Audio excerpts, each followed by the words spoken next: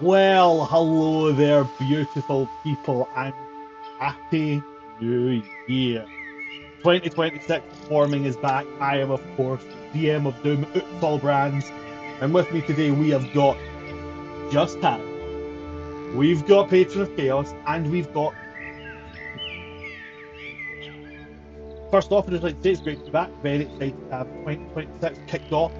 Finally, I've been sitting for the past week, like,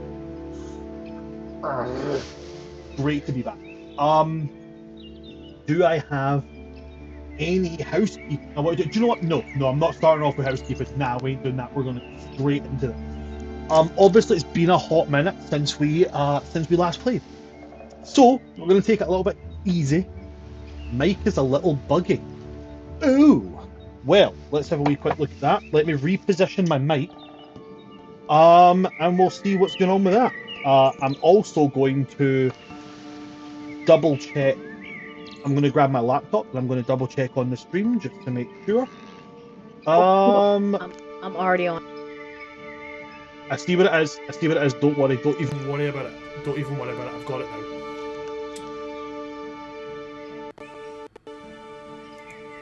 I can already hear the difference. It's attached to my headphones rather than the actual microphone. So if I can just confirm, everybody can hear me a little bit better now?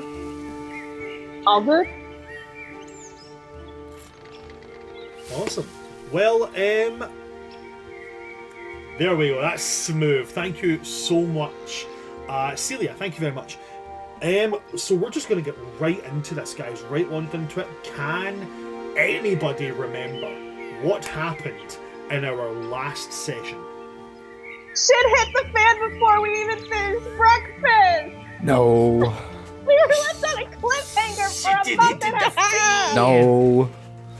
No, nothing Everything is nothing fine. bad happened. Everything Yeah, is but- fine. Everything's fine. Yup. Everything's fine. Just, no one is on their way. And Yeah. also, No one's on their way. We're chilling. what's his name? The strongest warrior of summer with his elite fucking military squadron. Which we don't know about because that was a cutscene, and how the heck is he getting all this information? He just followed us. He just stalked us to our location. No, but there's also a leak, or like someone in like the thing who's like, there's like, it's like there was somebody in the Suncrest Manor who, remember, this is the reason that you could only speak in the sunroom, because no guards or anything came inside the sunroom. There was a leak within the family household, and you guys were like, how are we going to find out the leak? And then I was like, they're going to get it. They're going to get it. They're going to get it so close. And then you guys went, no. Well, and I was like, Yep. oh my god, they fucking missed it. They completely missed it. And That because you tracks. guys missed That makes it sense. so hard, I was like, this sets into makes space a whole series of events. And then it's just like, you guys, okay, so we're going to have a party, we'll spread around a bunch of rumours, and when everyone comes back, we know that's the leak. Oh my god, we've got it. I'm just sitting going, oh, they're so confident. Oh, I'm about to break their This is little what hearts. happens when we don't have our courtier with us, and we make a plan like that. I'm right here. No, Sheila. I meant Sheila. Elliot is good, but Sheila is supreme when it comes to Yeah, that for kind of real, shit. That for is real, right for in her wheelhouse. So then there was a little bit of hope. Orlan is here to try and reclaim a relic of supreme power. No one wants to destroy this entire city. Number one, because he doesn't like anything to do with any of this land. But also because there's an item of power here that could be used against him. Oh my god, it's two high rollers going for the same thing.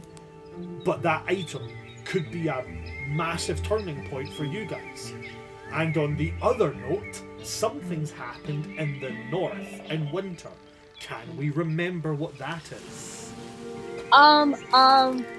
I got sending through to my brother because he pinged something, and like me and Kesley's were able to make that save, and he was like, he's coming, but we weren't able to like. I don't know. It's been a hot minute. We know for sure it was Sarn, though she was able to like gauge that much. for the messages, but then I ran out of sending. There's something going on with like the school, I think, or like he was, and I know he was on a So Sauron's excavation thing that he got trapped in. on a dig in a deeper part of an undiscovered ruin. Yeah, I wrote notes about it. It was like far north in like a narrow canyon. And there's a path that's not flooded that you can walk across like every roughly 30 minutes. A small island the remnants of a ruin that's like this has something to do with like I don't remember what it had something to do with, but it was like really something he was excavating for like the library. That's about all the information you've got, to be honest. Yeah, and also your brother knows who no one is. Yeah, which we weren't able to like figure out how because again, ran out of sending. All it had 25 words. We were trying to figure out if that actually was him or not, which we were able to gauge. Yes, this is truly Sauron, but we weren't able to gauge how did he know about this guy. But we at least know where the item, the power possibly is because thankfully we were able to get like a clutch roll and find some ivory and incense, and Arya was able to cast legend lore on Brightcliff and find out about its history and where this thing is. So it's like dead in the center underground or something like that? It is direct centre of the city of Brightcliff and about 1,000 feet below ground. Yep. So just to say, I love this person. Thank you very much, Celia. Just so you guys know, Celia has already redeemed give him some health and is giving health to the first enemy you fight. Bless up. Oh. Thank you. Because they're going to need it. So I got to roll 4d4 plus 4 and add that on to the next enemy's hitbox. I hope you guys don't run into no one. I mean, actually, that reminds me. It's fine. It's fine, because if Orlon's here and no one's here, they have to fight each other. Just kiss. Just kiss. Just kiss. But that doesn't remind me. Did we do our the rolls for like the I don't remember if we did it last time for the MVP with like the what's it called? The I have literally no idea. Sorry, I'm trying to the thing for like MVP where you get important rolls. So I know some of us already have some important rolls, so those can help at least, hopefully. And then if you already have a portent roll, you cannot have two. You can swap one for the other, but you cannot keep hold of both. Got you. Well, either way, and I remember that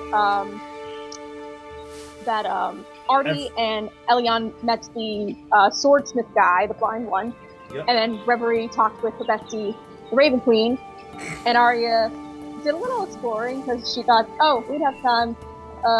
We're going to be here in a place that's actually safe, and explored and talked to another bard, and then stuff happened. It was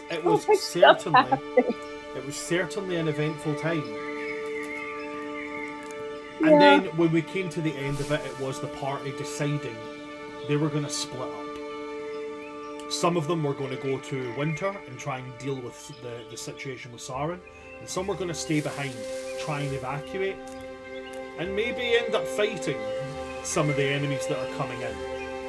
And getting to the thing at the center, because if that, we take that with us. Can you guys remember who's doing what?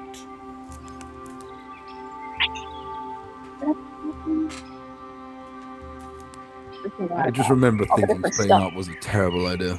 Hesseles was going to Winter because he can teleport. Yep. That I remember. Otherwise, we can't get there. Yeah. Arya's got teleportation that one's circle, fairly but she obvious. doesn't. But she doesn't have she doesn't know the circle, so she can't help with that. Yep. Even though she's got the spell. Kessleys is in town. Well, you guys enjoy your walk. I'm staying here. And we know that I think that Arteranon's staying in the city. Arteranon and Nerimia are evacuating people. Yep. Right, just in case. And then I don't remember who. Elion was going, I think, also to Winter. I'll go wherever you tell me to go. Oh, don't make me make the decisions. Well, That's- just in that's general. That's a terrible idea. Yeah. I think Reverie was staying. I think Arya was saying too. So I know we that talked does about match like what I've got here. Okay. yeah, because I remember we talked about like making sure there was someone who like had some healing and some help like on like different groupings so that just in case something happened. And I remember we saying that like if we try to like divide and conquer, then at the very least if something does happen, like the main three party can like leave so that no one will come after them rather than Brightcliff. And if stuff doesn't happen in time, at the very least the people will be safe, even if the city itself isn't. Well, I think it also made sense because Kessleys can teleport, but Reverie also has that boon from Asmodeus. Right. Favor. Yeah. So that is another thing that's very, very good to have on record, is that Yeah, I think we all have that. you do have some divine help that you can rely on for this. Yeah. So everybody does have, because of completing the task that Asmodeus set everybody, everyone R.I.P. has. my boy Harahal. R.I.P. Harahal. I have to bring that up. Everybody does have essentially a free wish. Now, Yeah. I know what that sounds like, especially in a situation like this. A wish spell, that's great. Just remember, once it's gone, it's gone. But we do Yes. still have the Ring of Three Wishes with 2 charges left. Reverie still got that. So worst case scenario. No, you don't have those charges left. The Ring of Three Wishes has 1 charge left. Yeah. What do we use the second wish for? The first wish was an attempt to bring back Kiernan when Kiernan was killed. Arya used that. And then there were 2 more, and they haven't been used yet. I'm really sure I'm gonna have to go and watch it back, but I'm pretty sure a second one has been used. I remember Reverie offered it to Elion, but I remember Elion didn't. Oh no, Yeah, that's he what I'm didn't. remembering. You guys offered Elion the wish to bring Harahal back, and Elion decided not to. Right. I do remember. You are absolutely correct. You also do have the right. So you have a total of 5 wishes. Now, bear in mind, only one pair. If you use a wish, you can't use a wish for a month. So you could all utilize a wish, but then the other person would have to have the wishes, and you would have to give it to an NPC, essentially, to use it. Yeah. Which would work for the ring, but it won't work for your individual wishes. Right. You can utilize your own wishes. An NPC can't. An NPC could take the Ring of Three Wishes and use those, but they can't utilize your own personal wishes. But yes, it was decided that Reverie and Arya would stay behind in Brightcliff with Arterinon, Nerimia, and try and evacuate everybody there, while Elion and Kessleys would go to Winter to try and locate Sarah. Yeah, the party have got a boon from Asmodeus because Reverie is kind of dating him. We We play very fast and loose with the rules here in World Tree Quests. They've danced a couple times. They've shared a kiss or two. They've done some smooching. And he like stayed with her the night to like make sure she was okay after Harahal, which was so sweet. That was really sweet. They was getting busy. Listen, They it was bound to absolutely happen were, with the Reverie but harem you at one have to point. make the joke. No, yeah. So Asmodeus is, kind of favourable towards these party members. He may or may Exactly, not right? have a picture of Reverie on the desk. He definitely has what? he's definitely got a picture of Reverie taped into a notebook that he signs like Mrs. Asmodeus and stuff like that around about it. Like, And he loves R to drive R it plus out. A little heart. and he loves to jab at Elion, and apparently he finds Arya amusing, at least, because she's a disaster ace. He's got a Pinterest board about their wedding. That brings a whole new meaning. See, like, down with the devil. He's offered Half you a of it is date, but just he's flower offered me arrangements. knighthood. So Celia, you're funny. That is also fair. Asmodeus, despite making jibes every now and again, does have a certain kind of respect for Elion. He offered to give him power equal to what he lost, just stemming from the Nine Hells, which was essentially he was offering him, instead of being a paladin, he would become an Illrigger. Yeah, but he'd still be his own person, which is something. Oh yeah. Asmodeus did say the only thing that you get from me is power. I'm not giving you orders. I'm just giving you power. yeah, I think Asmodeus said he wanted one thing in return, but it was he like wanted me to the look rest after of- you. He wanted a favour, but he was clear about what that favour was Mhm. above everything. You put Reverie first. Yeah. I give you the power, and the only thing I'm asking you to do is be her bodyguard. That's it. Look after my wife. Yeah. Look I think- after my wife. And I think he offered to make a deal with Arya to change her last name and make her name permanently Arya and not Ilea. So He is out she here still making got deals. that in the brain. She didn't accept yet, but she's like, nothing It's a about whole new world, baby. It's Well- a whole new place of deals. We've already gone over the logistics of a fae and the devil. it. Yeah. At the very least, you can have a lawyer look over the contract with the devil. It's really cool that you're going Yes, to but defeat me with the anything he power of verbally friendship, says but I am is mine. literally the devil from the Bible. But yeah, how about we get into this and we get Yes. right in the sticky of it. So, again, things have now become tense. There is there's a hanging tension in the air as suddenly this new threat has become viable. Not only do you have no one who, as far as you guys are aware, this guy has next to zero boundaries because of the because of the exact nature of what he is. He is nothing. He is no one. Spells that specifically target a person don't work on him. You cannot make a wish targeted at him because he is no one. You cannot designate a target, that one, what one. And because of this, there's very little limitations to what can and cannot work against him.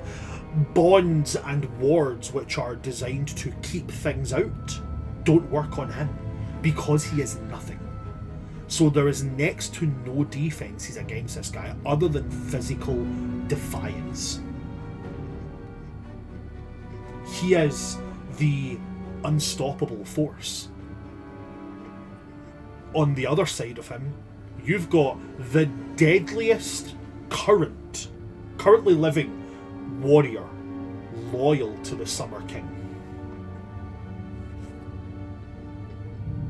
This man was described in comparative methods of the greatest swordsman in this land at the known point until he died was Maltharion Dawnstar, followed closely by his brother Arterinon Dawnstar. They were the equivalencies of Barristan Selmy and Jaime Lannister. This guy is Arthur Dayne. This guy is unparalleled. Elion, when you guys figured out who this guy was, Elion himself said, "Oh, we are so fucked. Oh, we are so absolutely boned. If this guy is here, we should not be." I believe that those were quite literally Elion's words. If he's here, we shouldn't be. Which is saying a lot from him. We also did have that almost Darth Vader-esque scene where this guy just walked into an encampment filled with elite soldiers and just went ham. We also know that he is wielding quite a legendary sun sword, or sorry, a legendary sun blade, which has the capability to a great sword, which has the ability to come apart into two long swords, which he is equally as devastating with. We also know he packs a fairly elite team of flame bearers with him, who all pack sun-infused weapons, and they're all pretty deadly in their own rights. Both of these are encroaching. You know that Orlan and his flame bearers are roughly half a day out.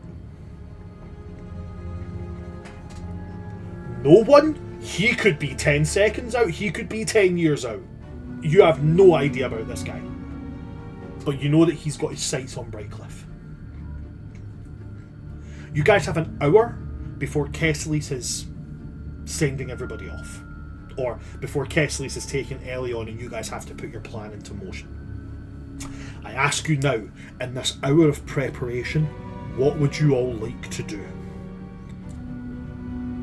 I will tell you right now, Arterinon is like, straight off the bat, he is straight to his room, he is donning his armour. Nerimia is doing the exact same. And I would say Kesslis is going to spend the hour rearranging his spellbook to make sure he has everything he needs. What would you guys like to do?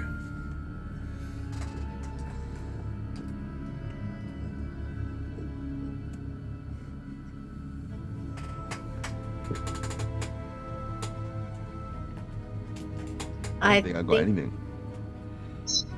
Cool. I think Reverie is gonna grab She's going to grab who? Elion. She's going to grab Elion. Cool. You said you met with a strange client. Yes.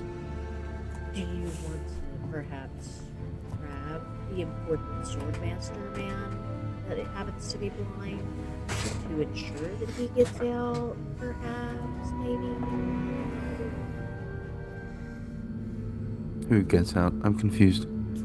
We're evacuating the town. Oh,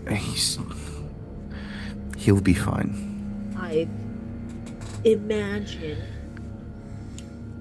we would like certain assurances of certain important people that they get out. Right.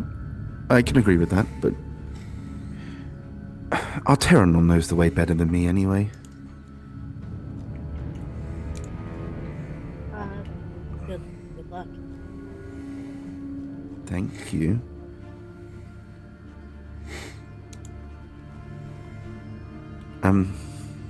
Don't die. I will do my best not to. I have some secrets up my sleeve yet. Yeah, I'm starting to run out. Okay. More. I should get more. You.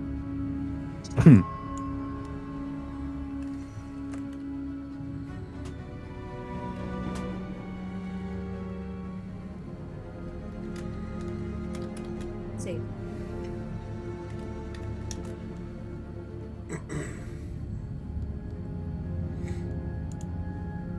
Is that everything for you guys? Okay. Elion, you don't want to do. You're not doing anything specific. I mean, I'm, armor, making sure the swords are well maintained, the sharp, checking the hilt over, just basic prep.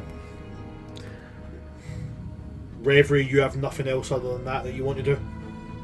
I think Reverie's gonna, pray to the Raven Queen. Make sure all her stuff is good. You reach out to the Raven Queen, seeking for prayer. Seeking for any kind of reassurance. Can you make me a religion check, please? I can. Ooh, the first roll since we're back from break.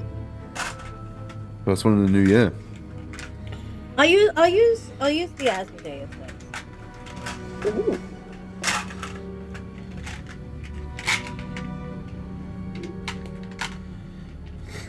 I think I'm going to use the dice that my wife got me for Christmas this year. My wife got me the dice from the Critical Role store of my favourite Mighty Nine character, I got Caduceus clay Grog? dice. Nice. Caduceus, nice. I love Grog's my favourite Vox Machina character. Caduceus clay is my I got favourite. them mixed up in my head, so yeah. That's another thing that I got. I got myself for Christmas. I didn't have a place to keep my dice except like a whole bunch of dice bags, and I was like, this isn't working. So I got one of those things that you use to organise screws. Oh my goodness. Each one of these drawers fits 2 sets of dice, and there's 60 drawers. That's incredible. Nice. Awesome. I'm determined to fill this up. So, and this doesn't include double sets. So I have like a box of dice, which is all just like this entire box here is just filled with dice, and it's all like loose dice and spare sets that match these ones. It's just unique dice in here, and it's no metal sets are in here. So I've got roughly 90 sets of dice. We're gonna get you a beautiful display. Nice little glass. But yeah, so I'm gonna sort dice out from there in just a moment. How are you also? I've got my dice tray, like my dice organizer. Need a bigger. I do need a bigger one. You will need just a got my bigger one little for when nip bag. Liz moves over. For real. Yeah. I've just got my little nip bag. I don't need that many sets. Currently, all my dice are chaotically in here in this bedroom. That box. triggers me. Although currently on hand, I only have one set of dice because I left for the Bronx before I saw the message about game tonight, so I only had like the one set with me. Besides specifically my metal dice. My metal dice. Yeah, my And metal dice are... My gemstone dice because I'm afraid to roll them because I'm afraid.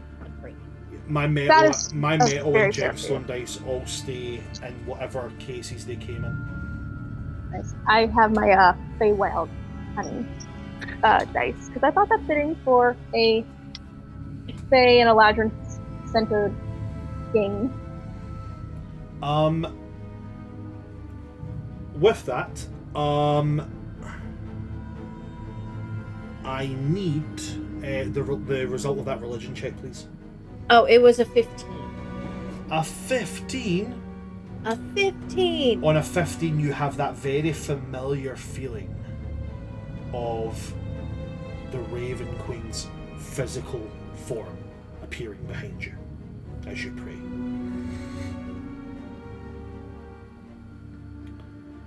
And you feel her hand upon your shoulder.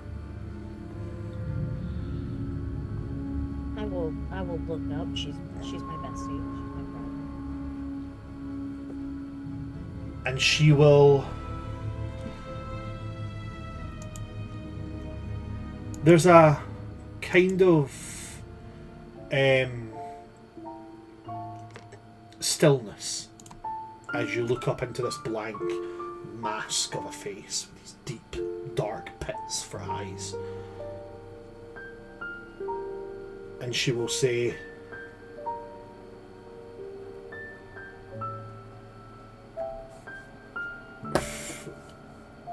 the decisions that you have made will save many lives.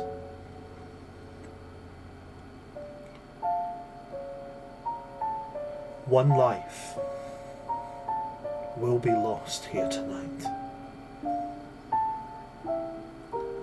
I will not tell you who, but I will tell you that it is necessary.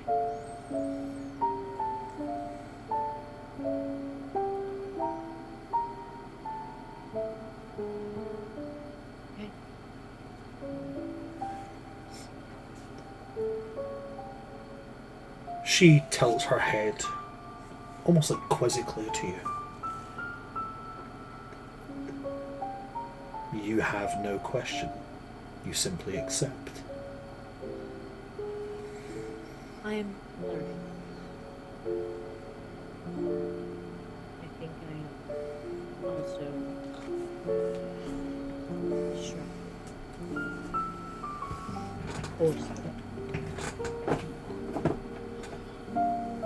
I understand your distraction. Is there anything more that I can offer? Anything more I can do?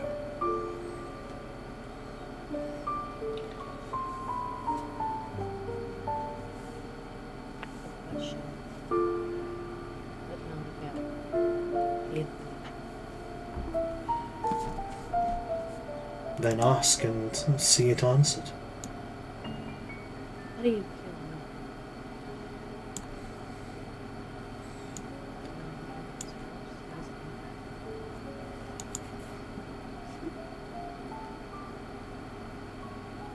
I do not have an answer to this question. When I set my sights upon that creature, I see nothing.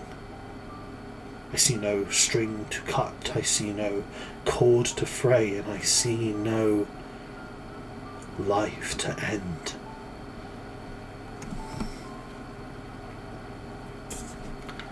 I do not know how you destroy such a thing.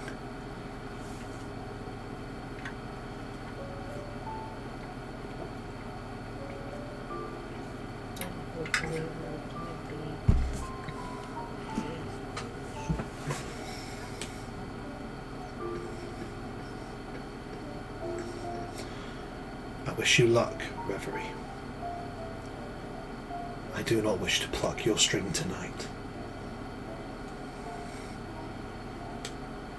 I still have some tricks up my sleeve. I'm sure I can work it out. And then there's the soft of wings as she fades.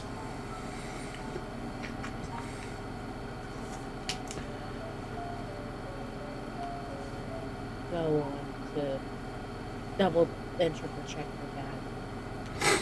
Okay. Arya, what about you? Anything you would like to do before everything sets off? Yeah. I two things. The first and foremost, I am going to find my aunt and talk to her. So it's quite difficult to make you out. Arya, can you repeat that? Oh, sorry. I said I have two things in mind, but one of them, first and foremost, is Arya's going to try and go find her aunt to Okay. talk to and just see them have a moment with before things happen, and just in case she has to be forced for one reason or another to leave again. Just Okay.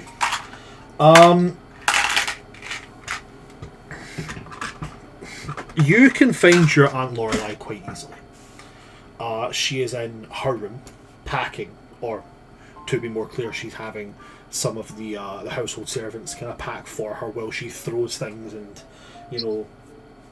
tells them what to take, what not to take, what's good, what's bad, what's in fashion, what's out of fashion, that kind of thing. And as you walk in, she will kind of beeline straight to you, fussing over you as she usually does, and you know that there's no actual. She knows there's no need to fuss over you. It's more of like if I do this, I don't fuss on everything else. yeah, What would you like to do? getting everything. Have you got everything that you're going to need? Had or I know this was sort of a last minute thing for you. Oh, you know me, darling. Everything's all fine. Everything's all dealt with. Everything's all as something smashed against the wall. That is fragile. Please treat with more care. Everything's fine. I just wanted to have a chance to give you something and to talk for a little bit. Me and my friends are going to have to go and take care of a few things, but I at least wanted a moment. Well, we have time for a moment, of course. And she's going to go over, she's got like a chaise in her room, and she's going to go over, sit on that, and then pat the space next to her, telling you to sit down. Alright. First off, I wanted to say, being so out of pocket, thank you. I don't know if I ever properly thanked you for all the years of love and support you gave me. Because when I had to leave home, that really got me through a lot of it. Coming back here as the person I am now, with Arya, and then Alita, I really had you to I honestly don't know how far I could have gotten with that. She's gonna like wave her hand in front of your face. You're thanking me for doing what family's supposed to do, darling. That's a ridiculous thing. You don't thank for what is, in bare essence, the bare minimum. True, but given how I didn't exactly have the bare minimum from at least half my family, that was no small thing to me at the time. That doesn't mean you don't thank for it, dear. True. That doesn't mean that that just because you have went without something and then you've suddenly been given the bare minimum, it doesn't mean you have to prostrate yourself and thank for it. That's not how it works. Then instead of thanks, I'll just say I'm glad I had someone like you in my life to love me and to inspire me. And she's going to take your hand in hers like this, and she's going to say, "And I am honoured and privileged to be able to do so. But you're speaking an awful lot as if we are in goodbyes, dear. We're not in goodbyes. We're in farewells and see you agains." True. I hate goodbyes. I had to do that once with you, or I'm not going to do it again. Oh, you've never done goodbye with me, dear, because I'm still here, darling. True. And we will continue to be here. And the next time we are able to sit down and chat like this, I will tell you all about the many places and people and adventures I have come across, and I will kind of just proudly display my patchwork and really hold up the one of handkerchief that you gave me that started it all. And maybe we'll get to try and have more adventures together. There's one place in particular I think you would absolutely love in full. It's a whole town full of bards and artisans and musicians. You would absolutely love it. As soon as all this mess is done, we'll go there for a year. I would absolutely love that. But just a little piece of that to take with you and kind of whet the appetite so far. And she will take out the artisanal sculpture that she had gotten in Harmony Falls as a gift, and it is like this kind of like metallic and crystalline glass kind of sculpture, very surreal and abstract. But you can also see, like, when you turn it a certain angle, it looks like almost like a griffin, and how the almost like a what? Sorry, a griffin, and how the lights fit it in the sun. It sort of gives off those rainbow refractory kind of lights, just like how I know her favorite wine glass does. Okay.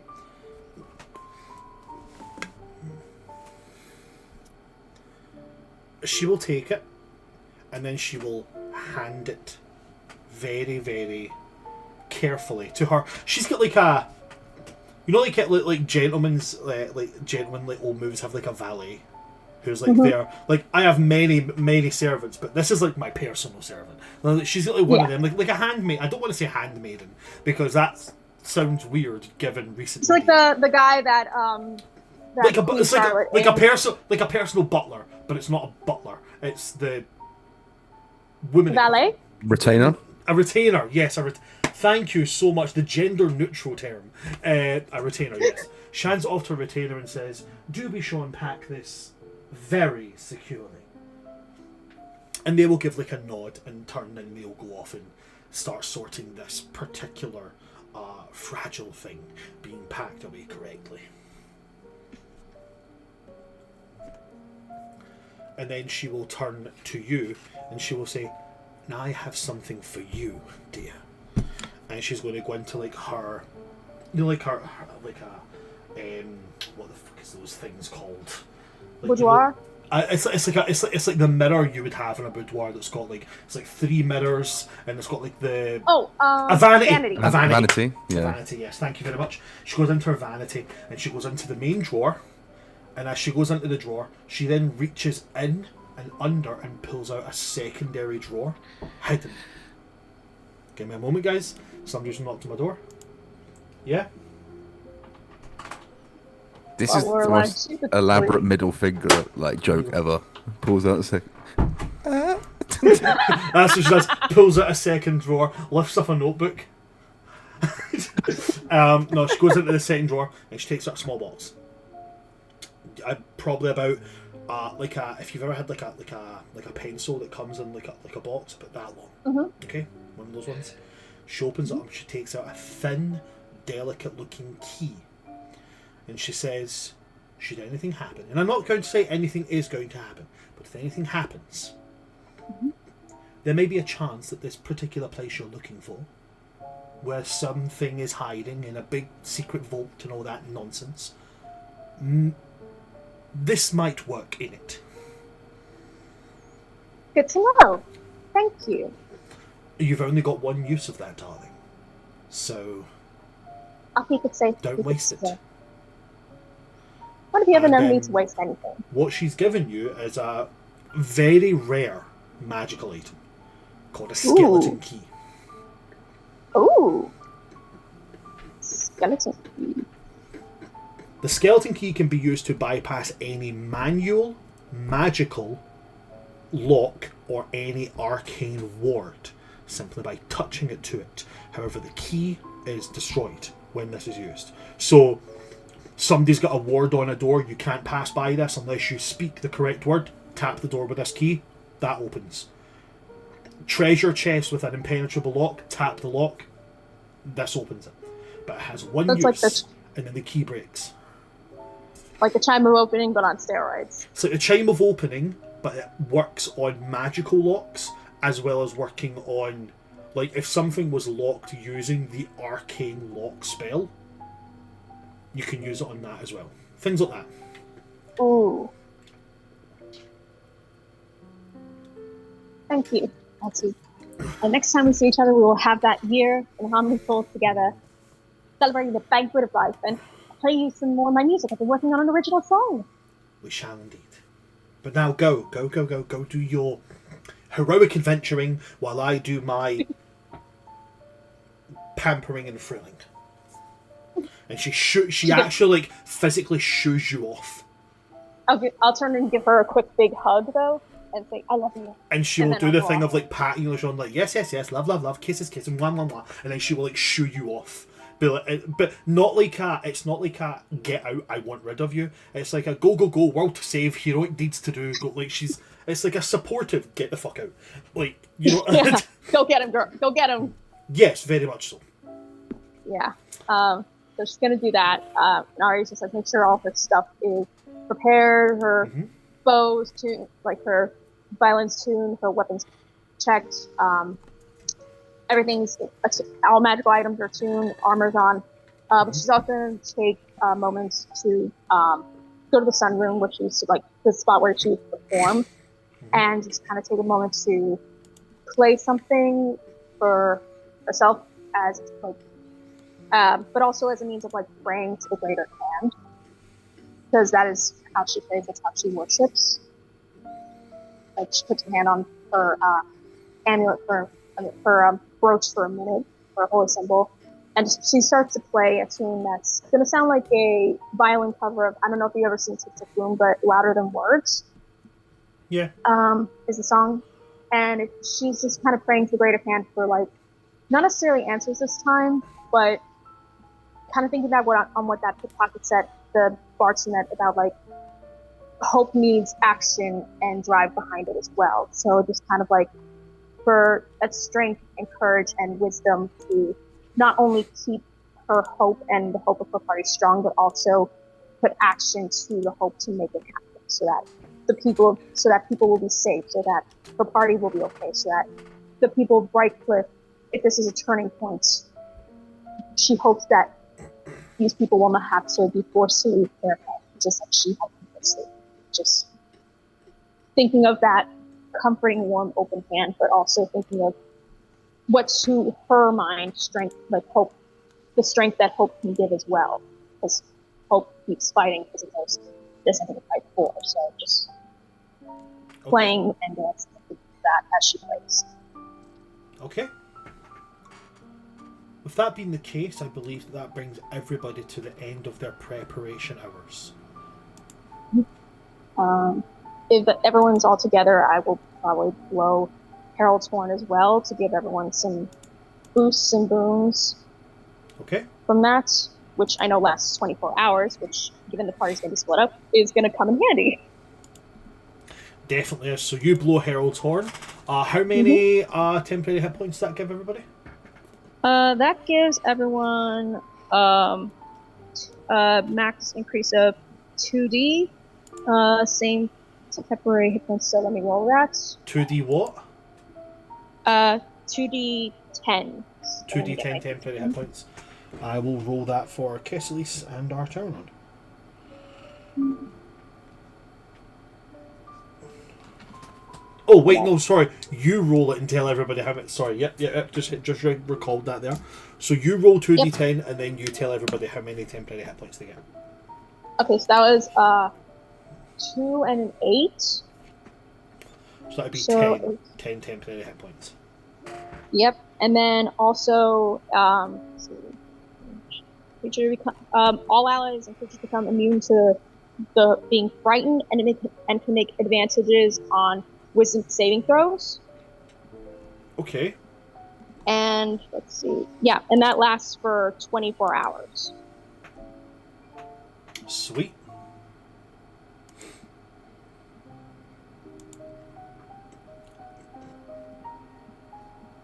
With that being done, is there anything that anybody else would like to do before the plans get set into motion? Wish my friends and brother and sister-in-law luck, and just say, don't get dead. See you guys when you get back.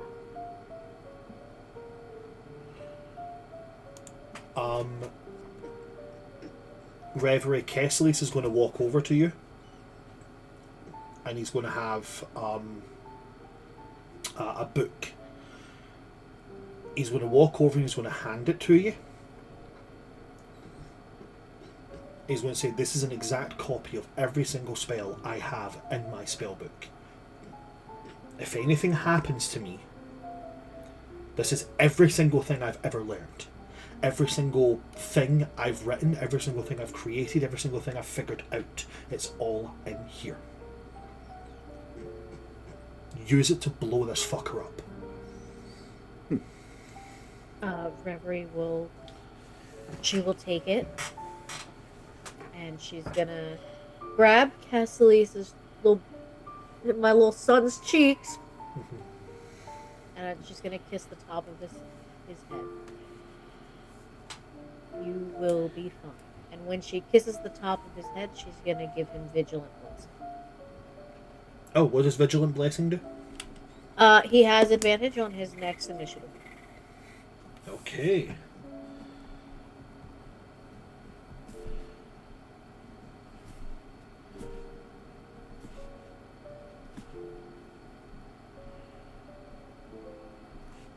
Okay.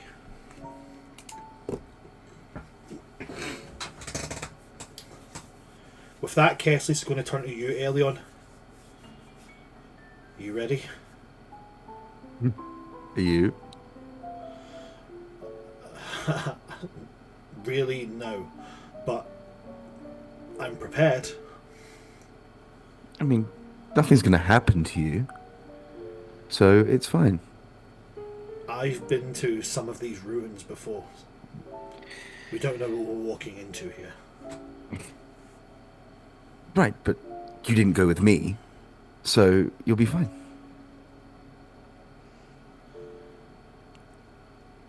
That's fair. We did meet you in a ruin.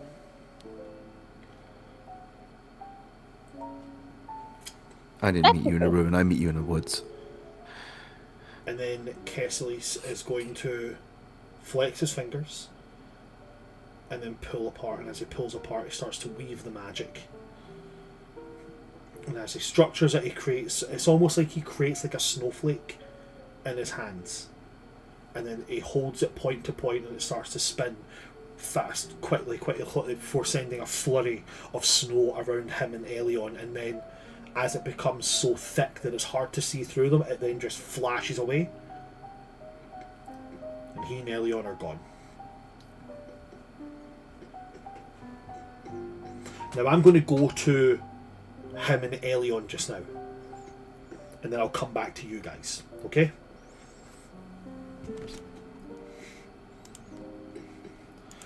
Elion, Yeah. where you guys end up, it is a flurry. It is wild. It is a horrific blizzard flurrying all around you.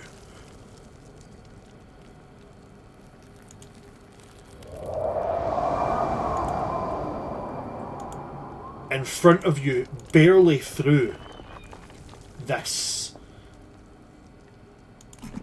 swirling vortex of nothing but snow and hail and ice, you can just about make out the collapsed and partially dilapidated entrance to an old ruin.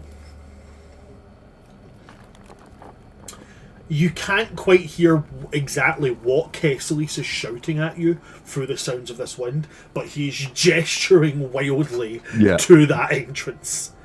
And then he starts to kind of trudge. It's like already as soon as you guys land, yous are like thigh deep in snow. That's my worst nightmare. And he starts to like trudge himself through, pushing forward. This is difficult. Not that it's going to do much to you, but for exploration how deep this is difficult terrain. He's moving at the grand old speed of 15 foot per stride, or 15 foot per 6 seconds. He's like, all the way through it. Mm-hmm. Yeah. Do you follow along behind him? Yeah, I'll kind of push him. So I come up behind him, just kind of push him forward, keep him moving. Awesome. Upon reaching this ruin,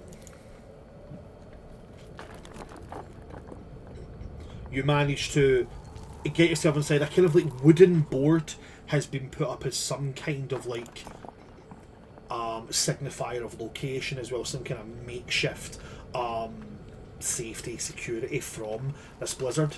And you and him both managed to kind of push it, move it aside, and then kind of move it back. And as soon as you do, and you're now inside this ruin, the lighting entirely changes. You're now inside dim light. You can see that this initial entryway has been set up as like a oh, why have we got two? That was weird. I do not know what happened there. The heck? Okay, we now have two. Sorry, I don't know what's going on. That's an issue, because if I kick that, it can't come back into the chat. So if this one that you're currently on drops, you will not be able to get back into the chat. Okay, I don't know why it dropped me in the first place. Damn, your simulacrum goes crazy.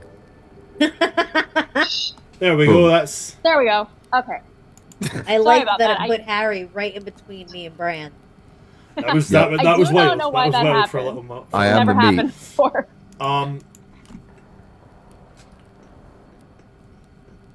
Where was I? Ah, yes. This area has kind of been set up as like a, there's like a campfire, a little, a campfire where there's no fire, it's just ash, and it has been ash for some time.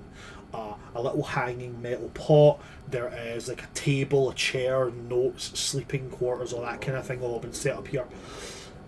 And there's maybe at one point what was like some kind of like dais or altar, but it has since obviously rotated away and revealed a big staircase going deep, deep into the bowels of this place.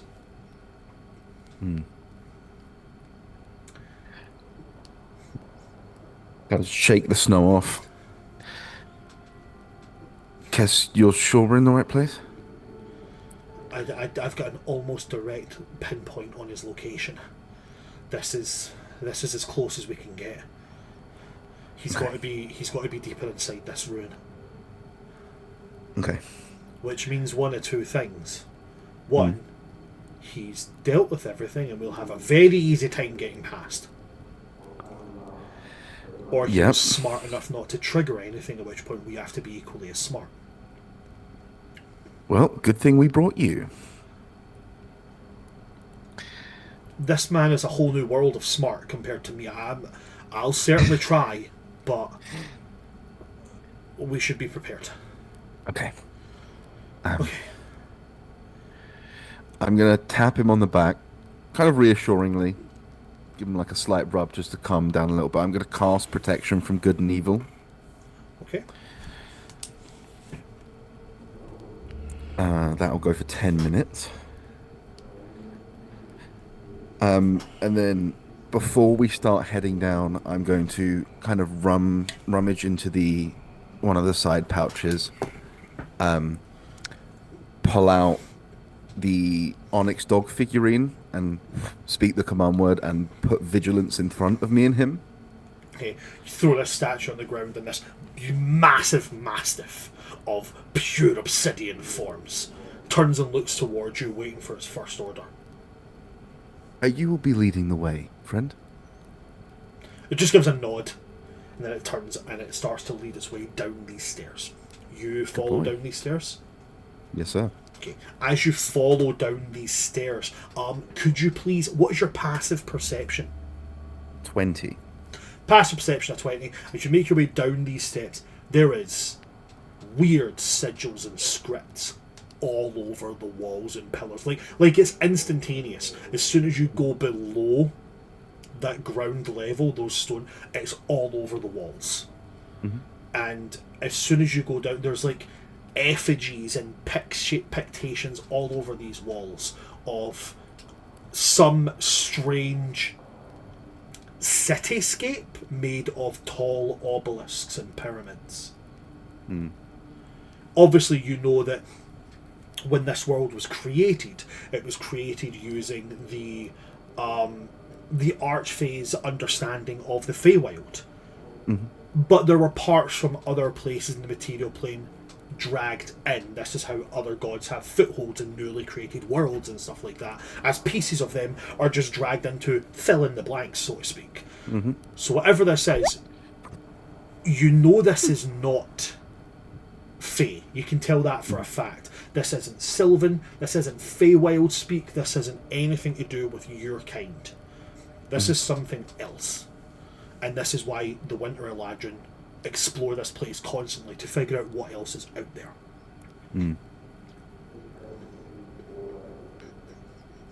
I will ask you, what languages do you understand? Right, it's a list because of one of the cards I pulled. That's absolutely fine.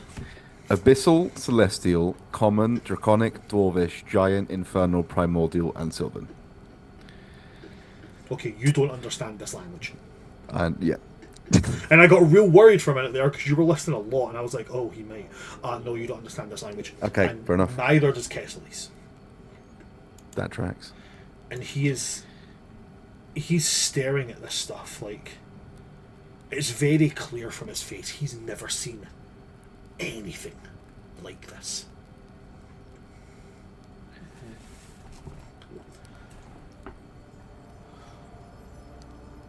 By the time you reach the bottom of the stairs,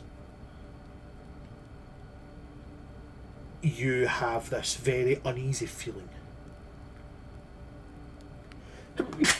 Oh, Bless you. it's the same feeling as being watched, but it's not a physical be. It's less like I'm being watched and more like I am being perceived. I guess I know that's fairly unsettling to say it like that. That's about the easiest way to explain it. Yeah. But there's nothing around you.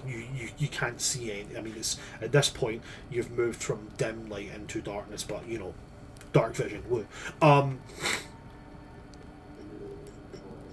there's nothing around you. There's nothing that you can see watching you. Not with a passive perception of 20 at least. As you reach this first area, you come up to a wall. And this wall has some being marked on it. This being is nonsensical.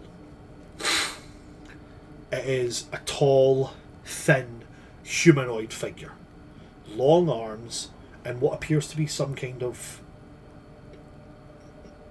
pyramid-shaped headdress, helmet, adornment. You don't know. It's as if someone has just taken a damn near picture-perfect carving of a long gone humanoid and put a pyramid on their head. And I'm not talking like, oh, it's like Pyramid Head from Silent Hill. No. It's like if Slender Man just started wearing like a pyramid on their head. Mm-hmm. That's what this thing looks like. And again, that script is all over its body. Marked all over it. Cass, Yeah? what the fuck are these people into? Is this you? No. I've never seen anything like this. This is... Give me... And he's going to start like flicking through his spell book. That is basically me buying time so I can go and check out his spell list and see if he has comprehend languages. Where are you? Kessleys. Nope, that's the Giving wrong... Slender Man wearing Bill Cipher. That's the wrong Kessleys. Not Bill Cipher, please. It's definitely not Bill Cipher. I despise that thing. It is appropriately creepy. Spells, let's see. He's the claptrap of kids' TV, for real. I hate Bill Cipher. I was watching this YouTube video and it was like, yeah, Disney's greatest villains, and he was number one, and I was like, fuck. I do like Gravity Falls, but but he's not Yeah. number. But I'm talking like they put Hades at number 5. yeah. They put Frollo at number 8. And I was like, Frollo is easily third. Yeah. Gotta be Watch Mojo. I know it wasn't it. It was like Jake something, Jake Smiles or something like that. Yeah, what does Jake know? You know what I mean, mate? Fuck you, Jake. Fucking Maleficent wasn't even ranked. Like, what the fuck? What? Oh, that's some bullshit. He actually does. So he has he's going to cast comprehend languages, and he starts to look over it and he goes, "This is."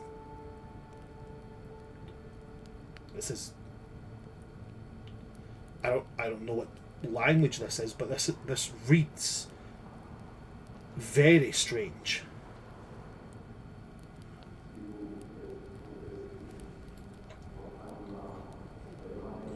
Delve below where the sleepers dream, where the sleeping city waits, and Garlotha claims those whose dreams do not allow the waking.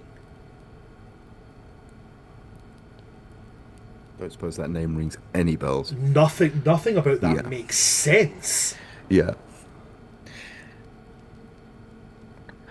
Right. Okay. I suppose we just blast a hole through it? I don't know. You're the brains. Evidently. I'm here to make sure you don't die. Okay, just give me a moment. And he's gonna do the Gandalf in the Mines of Moria where he just sits down and starts like rubbing his head. Just trying to figure out what the next step is. I'm gonna make him roll an investigation, see if he can figure anything out.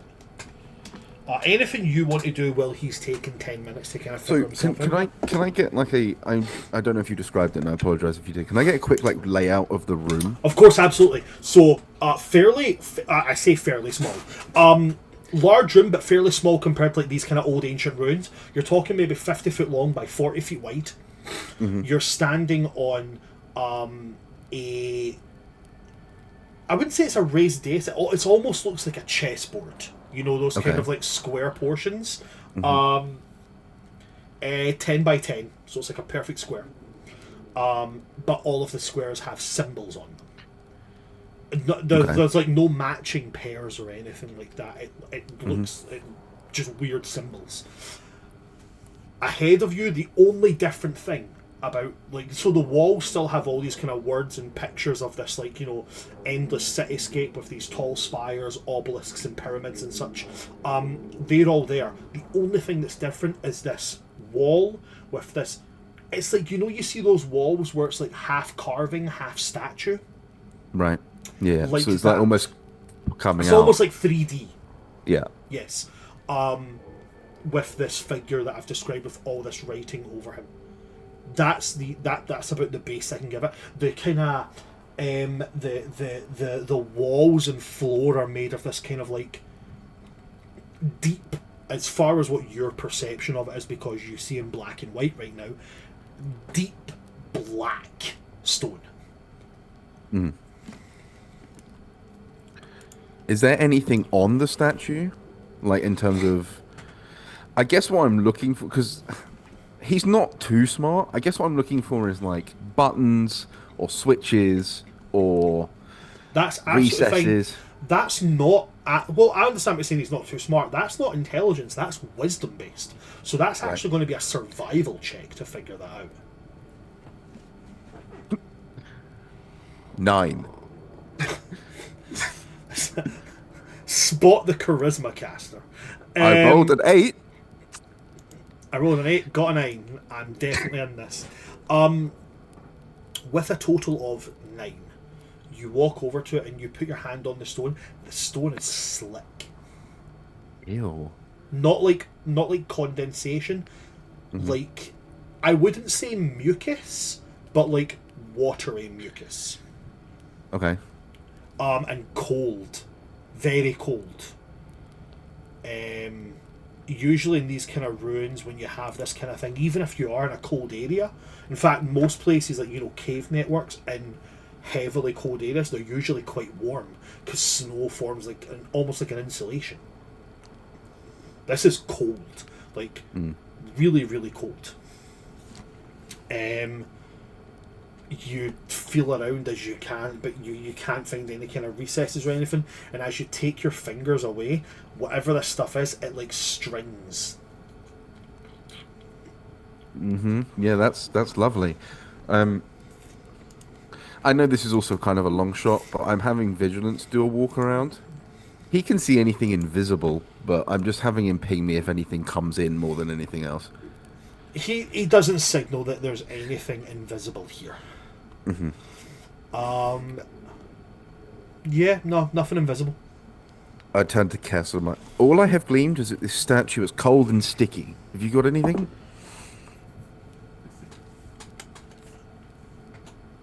He's gonna look at you, and he has that look on his face of like, I have an idea, but you're not gonna like it. Otherwise, we're standing here.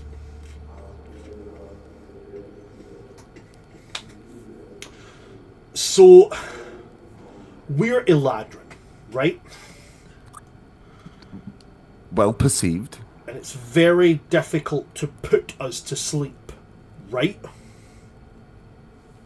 Well, it's... yeah. Near impossible. I think we have to be asleep. Just take a nap. Reset. Yep. Come back with fresh eyes. I don't know how else to explain this. The only thing I can think of is the writing here keeps mentioning something about sleeping cities and dreamers and they can't wake, and all I can think of is maybe we're supposed to be asleep. Sure. Okay. But I can't put us to sleep, so I don't know what to do. I give it the look of, I have a very simple solution, but you're not going to like it. Oh no. He kind of looks at you and is like, oh, I really don't want to do that. It's that, or you lay down.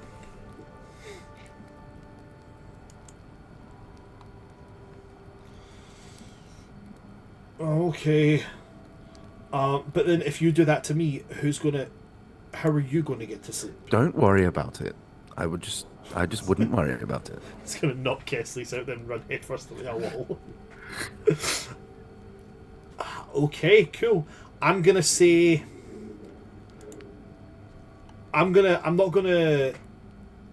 How would I do this? How would I do a knockout punch? I'm not gonna call it an attack roll. I'm gonna call it a strength roll. Okay. Sure. Roll me a strength check. We'll give you proficiency on it because you have proficiency with unarmed attacks. 20. I've got. Yeah, you clean. Not natural. Guy. You're just like, don't worry about it. Just stay still. You're not going to feel it. It's going. Wait, to be is there some writing over there? Like knuckle straight to the temple, and Kessler's just hits the dirt. It's one of those ones that's almost comical, like the way you hit it. It's almost like their head tucks in and they go head first into the ground. He is in Night Land. Stars around his head circling, little cheekies. And the moment he does it, there's like a through this place. Okay. And you feel it's like a draft that goes towards that figure. Okay. And Kessler's body disappears. Okay.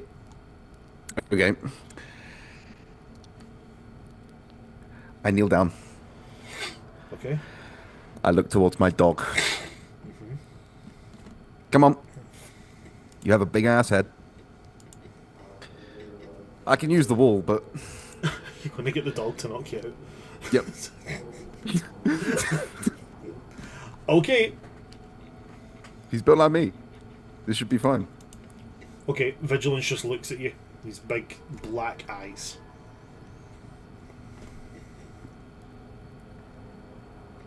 Go. Come on. You have to give it the command. Oh, for God's sake. Hit me, man. Okay. Vigilance will make, again, similar, the same thing. Okay. Okay. I don't know what Vigilance's modifiers are. Strength's +1. Okay, dirty 20. Yeah. It's exactly the same as me. I told you. With proficiency, I think his proficiency modifier is +3. I just have a basic dog stat block for him in the. Oh yeah, it's just the character set. massive stat block, isn't it? So yeah, that's fine. So then that's just going to be a dirty 20, as he just juts his obsidian head forward and just clocks right into you. You hit the ground. You are out cold, and your body disappears as you're dragged through that wall.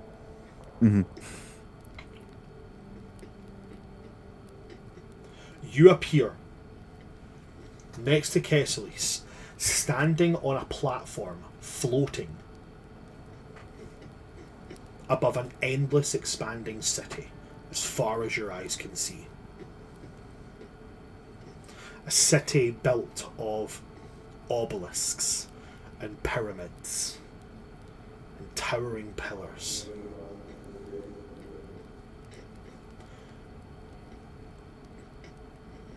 In the far distance of this place, you see the greatest construct of this place, like a large, almost like a pyramid on top of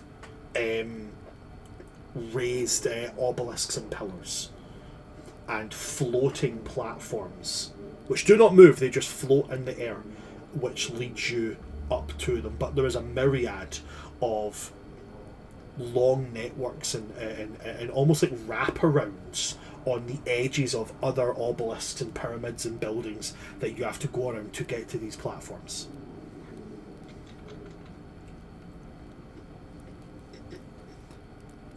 Just up there at the entrance to that, you can see a flash of white hair.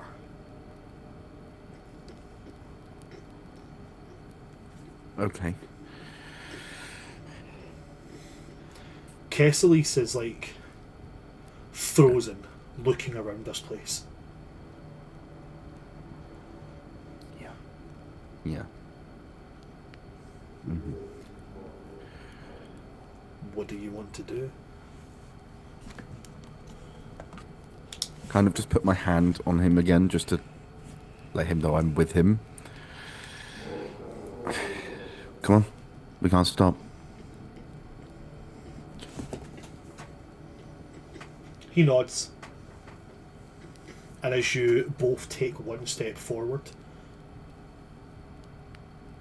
from it's like the step in front of you starts to ooze black sludge, and then from this black sludge there comes a point, and from that point there comes a pyramid, and from that pyramid there comes a neck, and from that neck shoulders and arms and a long torso, and then the pyramid melts away to show a obsidian black face, purple eyes, no visible other facial features, but looking into its face, it's like getting sucked into it.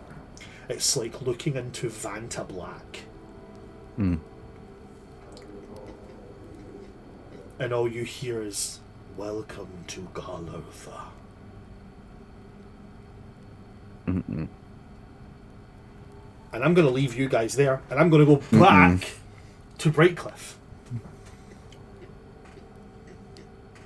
As Kesselis and Elion disappear, you guys are left in Brightcliff. Most of the people have been evacuated from here. That's what Arteranon and Narimia are seeing to. But there's a few others who have, decided they're not going. Like former adventurers and stuff like that who are like, nope, this is my home, this is where I'm staying, fuck anybody else. Respect. What do you guys want to do with the last little bit of preparation time you've got?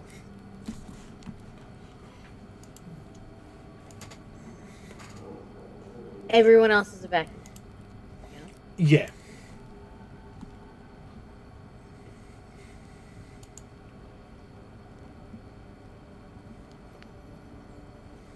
I think Reverie would just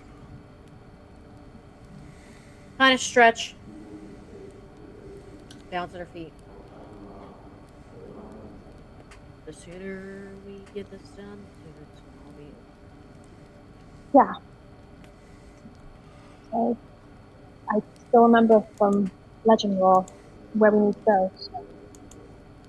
And I'm more familiar with Brightcliff than you are. So. Sorry, it's really difficult to hear you, Arya. Your mic keeps cutting in I'm and out. I'm so sorry. Yeah. I said that I still remember from Legend Lore where we need to go, and I know Brightcliff better. So, wondering if I should. Nope, not enough time to tune to the Sunstaff thing. Bring it is. Let's get this done. They'll be fine. We'll be fine. Yep. Reverie's gonna Arteranon and Narimia decided not to leave, right? Arteranon and Narimia they're out kind of making sure everybody gets evacuated.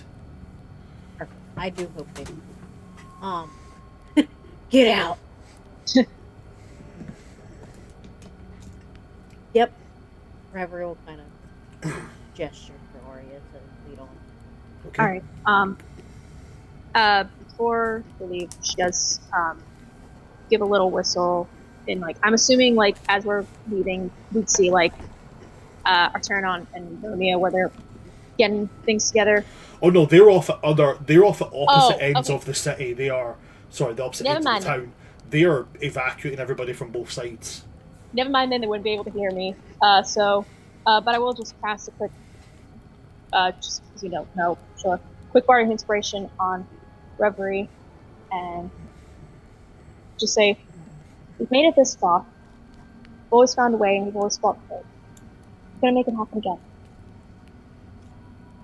Okay? Yep. Like I said, I still have some tricks in my sleeve. Alright. Hopefully that's enough. Yep. and just gonna head out.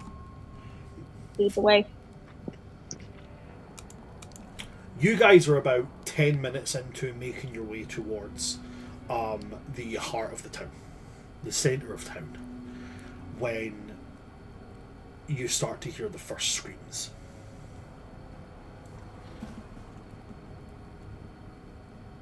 They're coming from the front of the town, the entrance into the town where you guys would have came in from.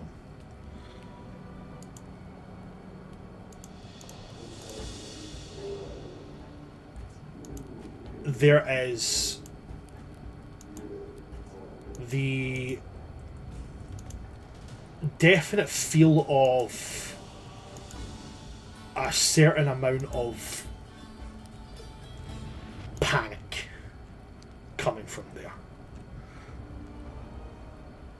Another couple of minutes into you moving towards the centre, and you can start to see this red haze coming from the front, and you start to feel the heat as you realise Brightcliff is on fire.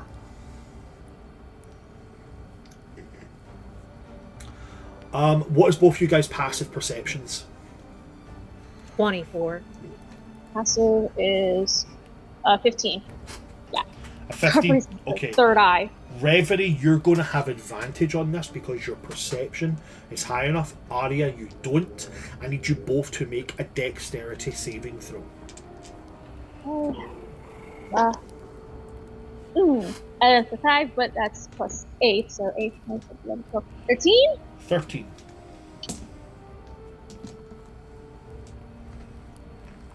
$22.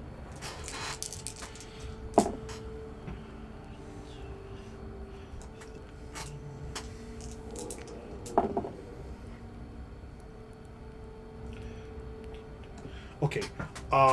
Arya, you will take 27 points of fire damage. Reverie, Reverie, you will take 13. Does that get halved because my armor has fire resistance? If you have any form of fire resistance, then yes, it does get halved, as it's only fire. As you, Reverie, you're able to see it coming and move out the way. Arya, you don't see it coming, but you kind of throw your arms up in front of you, and the flames, it's almost like a giant glass orb, which crash in front of you, and flames just explode outwards from it. Like I said, comes forward, and as it lands on it, explodes, crashes over you. But your armor takes in most of it. And as that kind of wave washes over you, you hear this deep, throaty chuckle. And behind you, you can hear the sound of like thick, heavy armoured boots on the stone slabs of the town. You can hear the sound of metal grating against it. And from when you guys bumped into these flame bearers in the Vardenvale, Orlan had like a group that were very unique to him. One of them in particular was a rather tall and very broadly built Summer Eladrin, who seemed to rest on what looked like a giant maul. And he's dragging it across, and he kind of swishes it up and lands it on his shoulder. And then he's like, I had a funny feeling we'd run back into you. Oh my god, it's you. Is Reverie this sounds already? relieved because it's not no one. Okay. Not great, but not the worst. Oh, that's so much better. Yeah, Oh, not gonna lie, I mean, it's not great, but... Oh, no, you completely misunderstand. No, I'm not here to rescue you. Oh no, we know that, it just... No. Yeah, the other option was much worse. It was a lot Oh worse, my God. honestly. By comparison, you're a relief. Kind of stops, and this look of like almost like arrogant expectancy had on his face kind of turns into a little bit of, there's a bit of anger about it. He's like, well, Since I'm not so dangerous, you won't mind if I get a quick start then, will you? What happened to ladies first? I don't think that matters. I'm not going to do that. I'm a feminist. And he's going to swing this maul down, and as he does it, he's going to activate it. And you see that it's not actually a maul. The thick metal head explodes in light as it's a sunblade, but it's a great axe. Oh, Joy Bunny. And then I need you guys to roll initiative. And because of what was given by our lovely participant in our audience, the fantastic Celia, he's got an extra 28 hit points. Oh, sick. Joy Bunnies. On a scale from 1 to 10, my friend, you're fucked. You guys really came in like, okay, this guy isn't the bad one, and he went, fuck, bet. To be fair, the option is random guy with maul or no. The physical embodiment of a black hole. Yeah, I At least cast the maul, dude. we can, at least with a maul, we know what we're up against. The physical embodiment of a black hole. Is that not what no one is? No one is. I cast dude. Yeah. My dice. I did not pick the right dice today. Whew. 15. That's a 9. 9. Okay, cool. Not great. Not great. But then again, probably not good for the bard to go first anyway. So. Okay. So going into combat, he's gonna make his first move.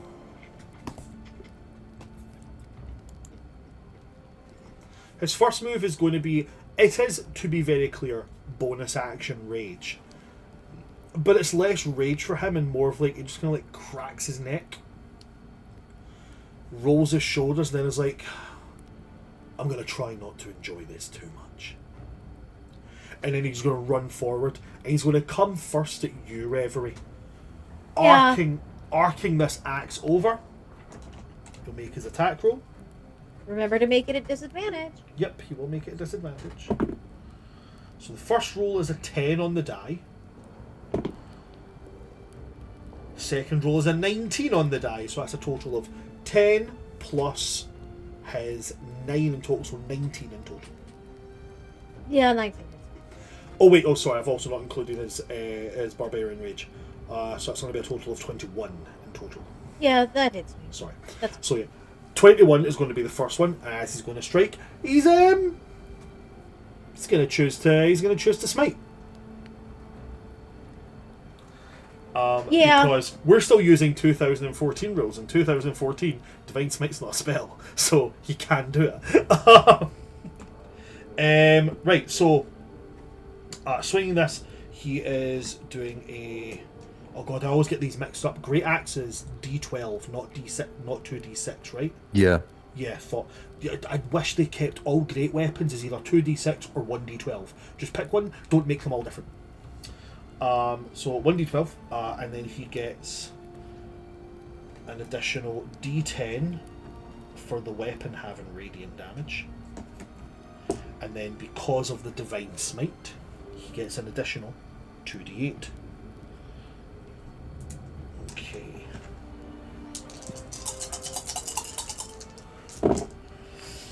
Okie dokie, so we got a 3 plus his modifier is, and the weapon, modifier and weapon is 7, so that's 10, 18, 18 plus 6 is 24, 24 plus 7 is 31. All of that's radiant. It's all radiant.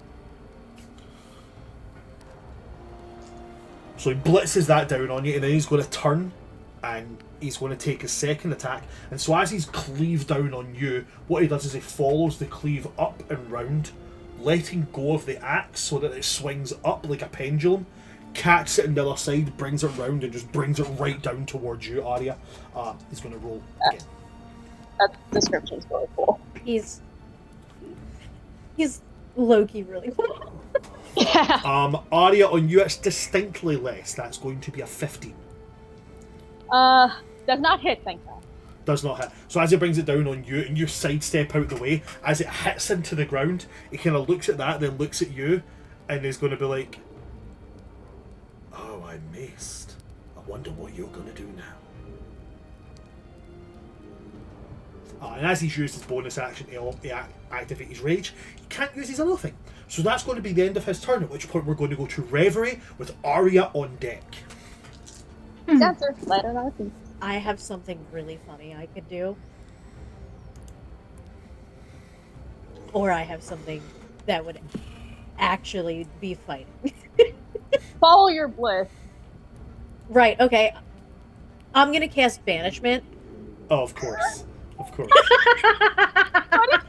I had an idea that's kind of the opposite of that, but with You know, us. this is the one thing that I didn't realise until like 90 sessions into this campaign, was that somebody went, "So banishment is going to wreck your entire plan." How? Because nobody's from this world. They're all from the Feywild. Shit. Okay, you're going to play that game. Okay. Banishment. Cool. I so have what is it, the- I might as well. What's the saving throw on banishment again? It's a charisma save. And do you have to touch him for banishment? I don't think so, I just have to see it. Okay, charisma save for a barbarian paladin mix. This should be okay. Should be okay, right? Oh, that's actually fine. That's a 24, 18 on the dice plus 6. Oh. Can I use my... I guess I can't, you already rolled. I was gonna say, can I use my portent roll? I mean, you can still do it. Oh, can I use my portent roll? It's a nat 1. Yeah, you can. You can do that.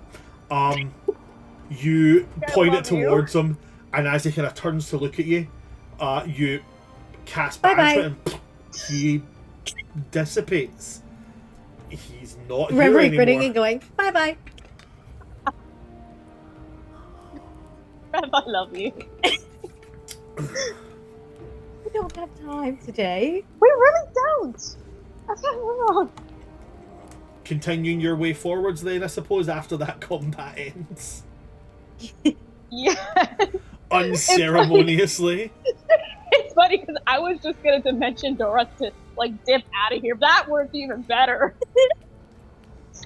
This is why you never give your party fun things, guys. This is exactly why. Never. I cast Doom. It's like I bet. I cast not today, Satan. No, today Satan, but not today that guy. Yeah. Today Asmodeus, not today Satan. Yeah. Or tonight, Asmodeus. Ugh. To now Asmodeus?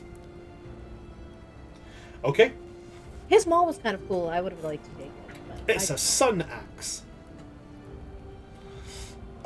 You dip him out. He is gone, and you guys are free to continue your travels through.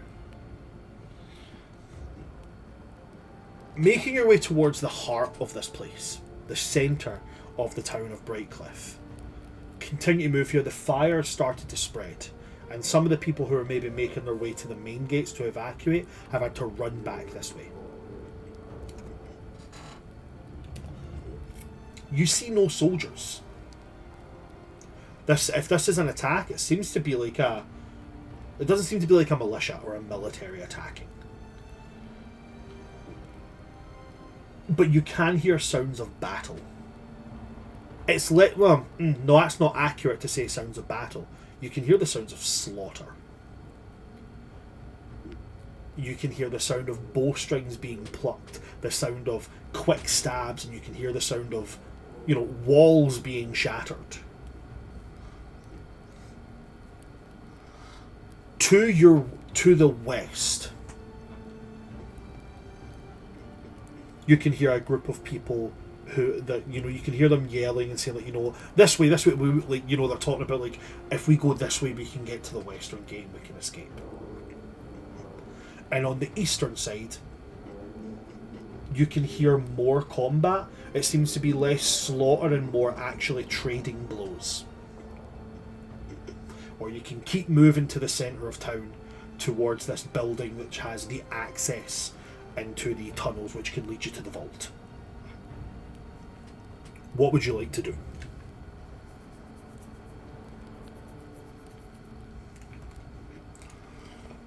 Turn to Reverend Deb. I want to help, but can we afford to? The best help we can give is to make sure that they don't, and that no one gets this. Sorry, both of you got really quiet there. Oh, Reverie said the best help we can do is to make sure that they don't get this item, and that no Okay. one also can't get this item. Okay. Right. And Um, I will. I can ask for a legion of devils, but I don't think that's going to be very helpful at this exact moment. Yeah, we might. I say we save that for Hail Mary kind of thing. But because we ran into that last guy, all of a sudden she's gonna activate her wing boots now,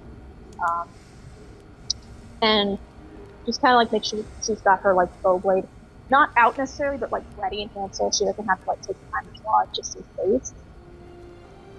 Okay. Yeah, I'm gonna tap myself. I'm gonna cast death. You're casting Death Ward on yourself. Yeah, Okay. yeah, that guy hurt, so I'm gonna be a little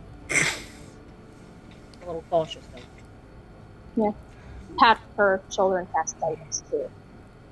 Okay. And then continuing on towards the center. Yeah. Okay. Totally determined. Now comes the point where I'm going to invite not Elion, but Harry. Harry, I'm not going to tell you what these options are, Okay. but I need you to pick one or two. 2. Okay, two it is.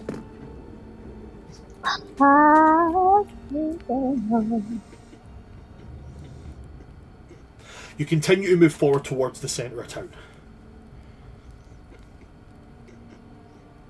The flames are wild and out of control here. This is clearly not normal fire.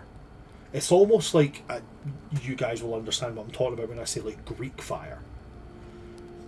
It's almost alive. It moves. It's not like you stamp on it, it's still there. You throw water on it, it's still there. It just keeps burning until there's nothing left to burn. But it doesn't glow green like that fire. It's got this kind of almost like radiant white to it.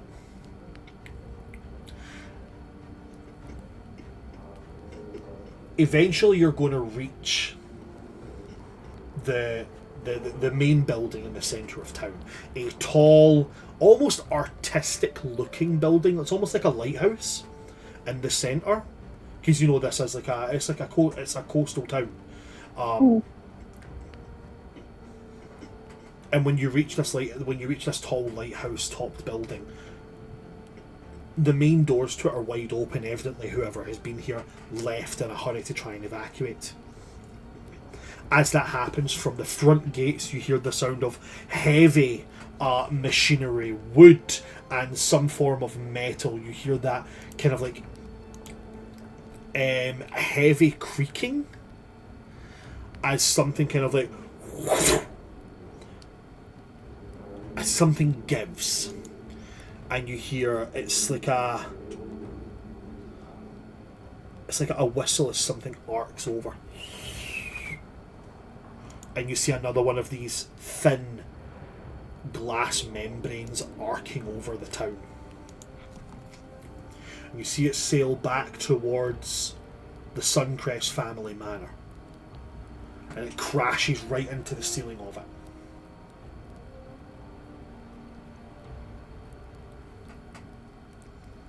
Up in flames.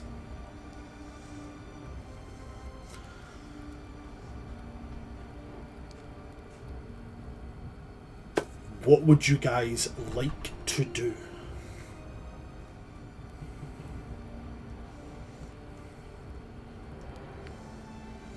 Reverie, do you have a sending left, because I'm tapped out from earlier? I do. given the situation, I don't think it's a good idea to use it right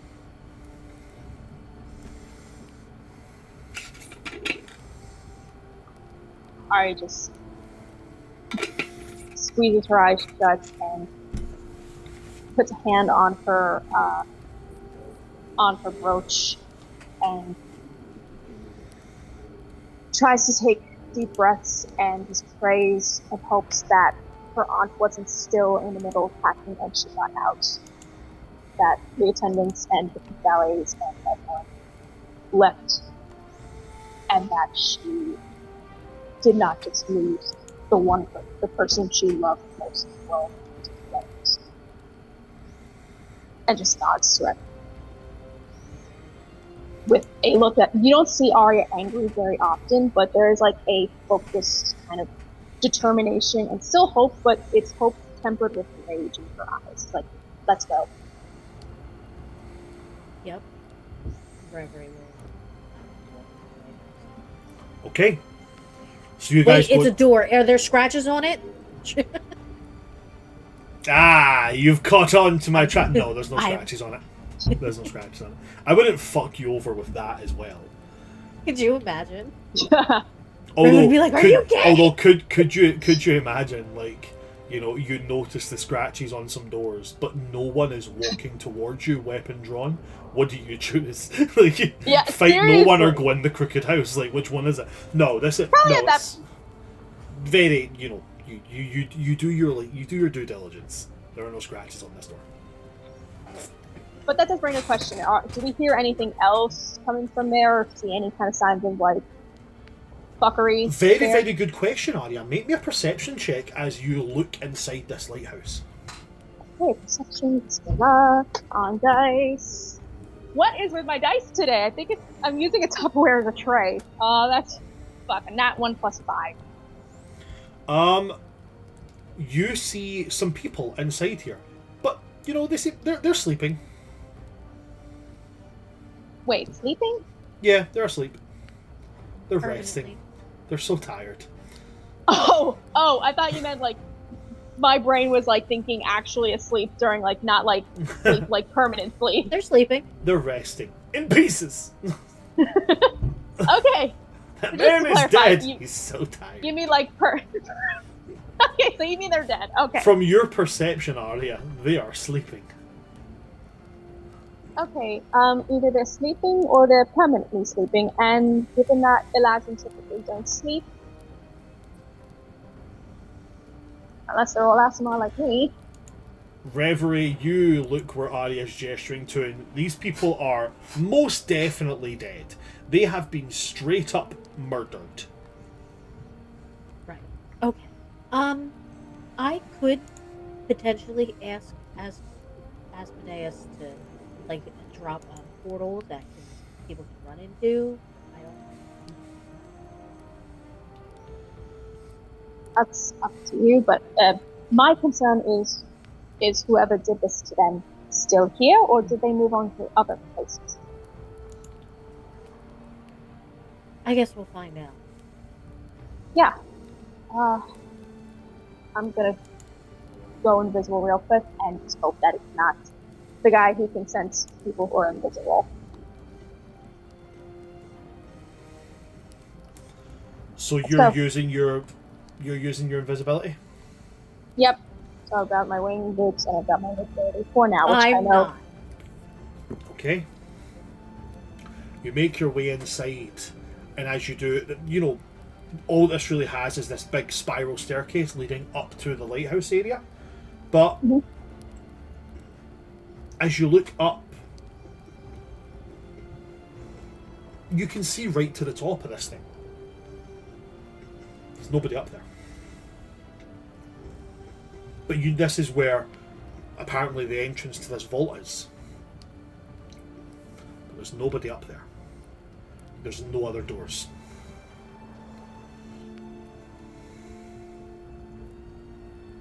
Yes, at this point I invite you guys, you can choose what to roll. Either survival, investigation, or perception. Okay. Survival and perception are the same. I'll go with perception. I'll go with survival. My survival's Right. So, Perception and survival. Give me a oh, moment while I get finally, a a much better roll. Jeez.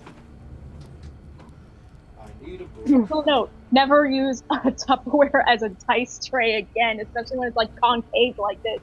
Use a bento box instead. I was trying to look for like a shoebox top, but I couldn't find any shoeboxes around. He gets the benefit of triggering Harry as well. Yeah, but finally rolled better. That was a nat 20, so that's that plus 5. If you too would like to trigger Harry with your dice rolls, click on this link to go to Amazon and buy a bento box. 14 plus 8 for 24. 24 on survival. Yes. And Arya? Nat 20 plus 5 on perception. Okay. You're both going to be able to see it. Where you would come off the stairs onto the ground that you're currently standing on, white marble slabs. This white marble slab right at the foot of the stairs, when you step on it, it's got a sort of give to it. And then you can see that it's got a hinge mechanism that slides it along. But you would only notice it if you knew if you knew where to look. You guys just catch it by like the way the light of the flames outside are flickering, causing it to cast just the slightest little shadow. You can see here that if somebody was to stand on it and then push their foot against the bottom step, it would slide open.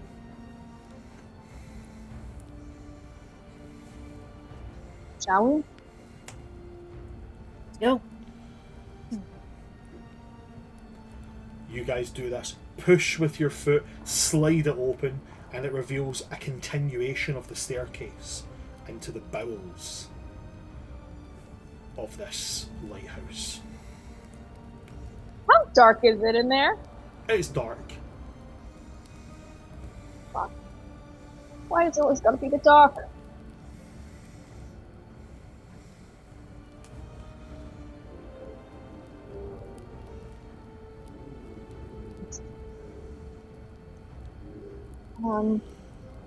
Means I'm gonna have to get out of invisibility.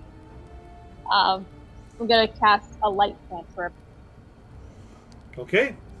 Your invisibility drops, you cast light. Well, I do have a lantern. I have the ghost lantern. You don't have to. Oh, I really? think the ghost lantern does do light. Okay, well then if you got that, then yeah, 'cause if I can still have elements of surprise, but not, have a panic attack. Yep. I can command the spirit as a bonus action to shed bright light in a 30-foot radius and dim light for an additional 30 feet. You tell the spirit, yo, give me some light, and whoosh, it sends out this kind of like pale blue light, illuminating the way. They see this staircase carries on quite deep, but it does seem to be, it does seem to take you to a new area, and if it's deep enough, it seems like it might be the 1,000 feet down that this vault apparently hides in.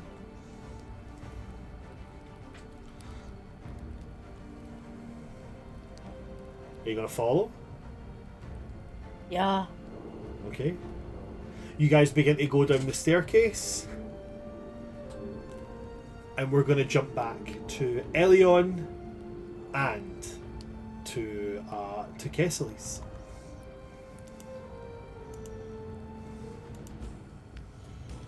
So, Elion, Kesselis. Yeah. Hello there. Elion and Kesselis, you guys have just seen this figure rise up in front of you. Mhm. He has welcomed you to a place known as Garlotha. Any response to him whatsoever? Thank you. What lovely pyramids you have. Grins. Finally revealing some kind of mouth. The teeth inside are black and they're outlined in a kind of like vibrant purple.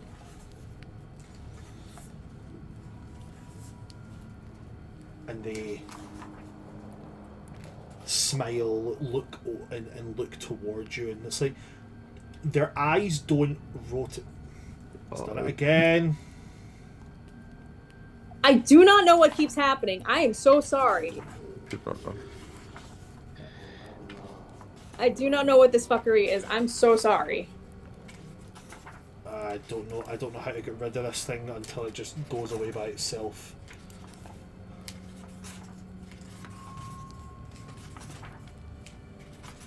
Yeah, I'm so guys. It's okay, it's fine. Just give it a wee second until it just disappears. There we go. It's gone. Right. So the eyes don't move. Like it doesn't like look out the corner of its eyes to you. Its head rotates and its eyes just move full line of sight with its head as it turns to look at you.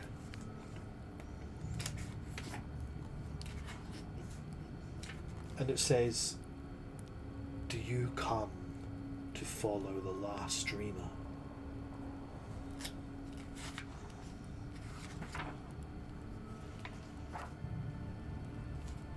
We're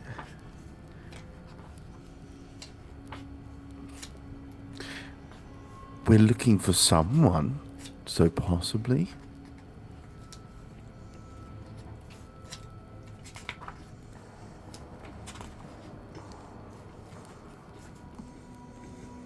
It reaches out its hands, and in its hands you see two swirling pools of sludge.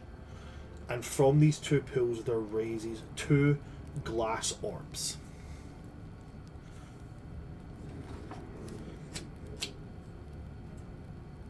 Gestures to one, and one he says, "Path." And in the other is a raise that he says, "Survival. Choose."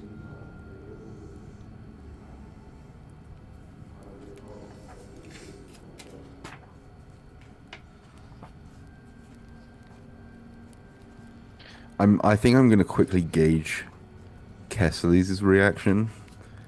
Just kind of look over. Okay, Kesselis is petrified. Yep. Well, sorry, D&D. You can't say petrified. He's terrified. Yeah. He is looking at this thing and his bottom lip is like shaking. He seems to be just as clueless as you about what to do here. Just another real quick one. I just hope this doesn't piss it off for any reason. If I use a divine sense, is he celestial, fiend, or undead? He's not. Okay, just wanted to scan just to check. Of course, I understand. So path or survival? Path or survival. Well, survival sounds ominous, but then path could be the trick question. There's like, where that... Did we see where that white hair went? No. I mean, it was up by the entrance to this, like, the larger building. But no, you didn't see it, like, exactly where it went. It just seemed to go inside that building. And forgive me if I'm misremembering. Is there a way for us to get there? And, like, does it Yes. look like... So I tell you what I'm going to do. In the Discord, I'll drop a kind of like, you know, a kind of like idea image of what this place Perfect. looks like.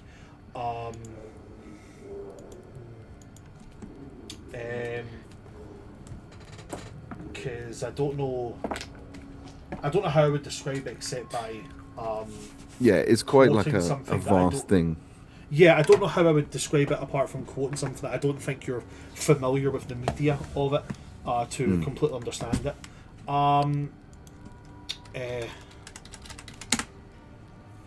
Let me just grab this.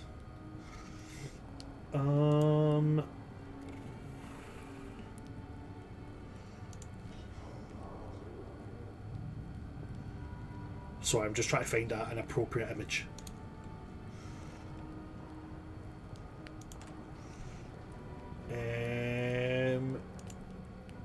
Okay, dokie. In the forming game images.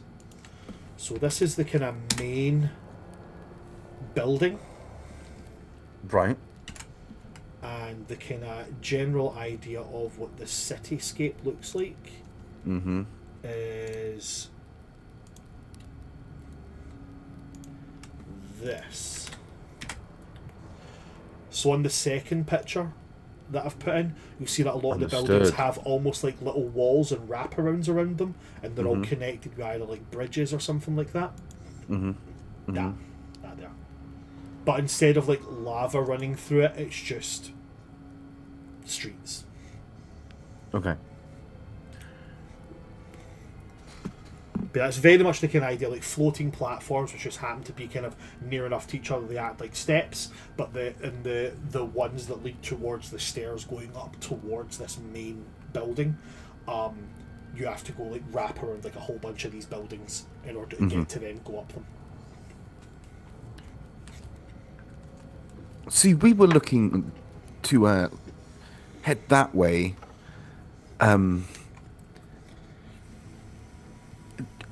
Do we have to do this to head that way? I'm not familiar, so I don't want to be rude. Shakes his head and says, "You do not have to walk the path of the dreamer. You can sleep." I'll take path. You're accepting path. I don't like Okay. the way you said that, so I'm Okay. choosing, bro. Okay, so you reach out and you take the orb that says path. Sure.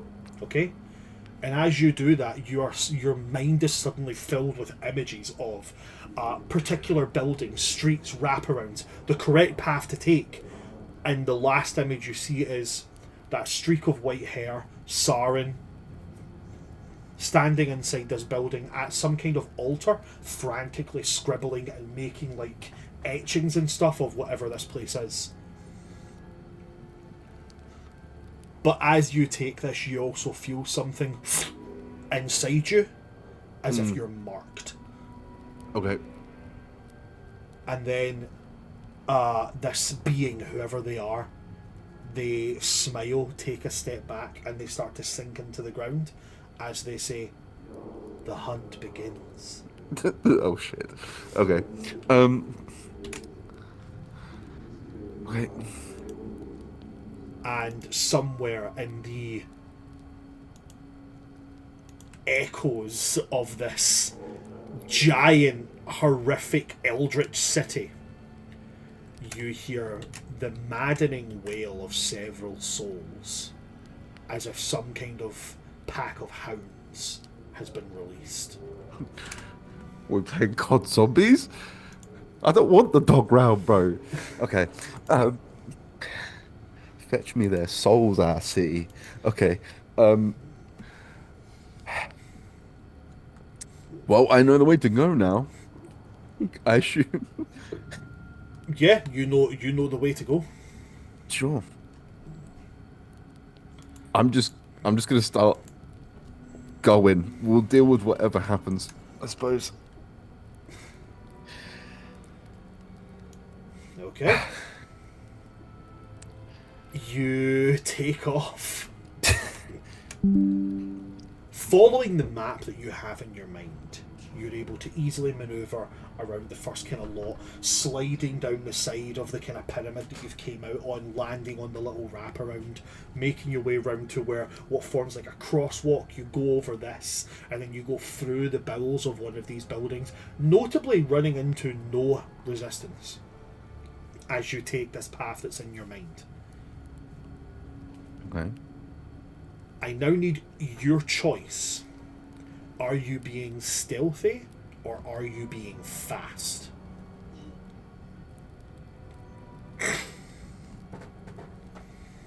Fast. You're going fast, okay. At this point, so I will say that you're covering ground twice as quick, but it will have advantage on its checks to Sure. track you. Sure. Okay? Okay.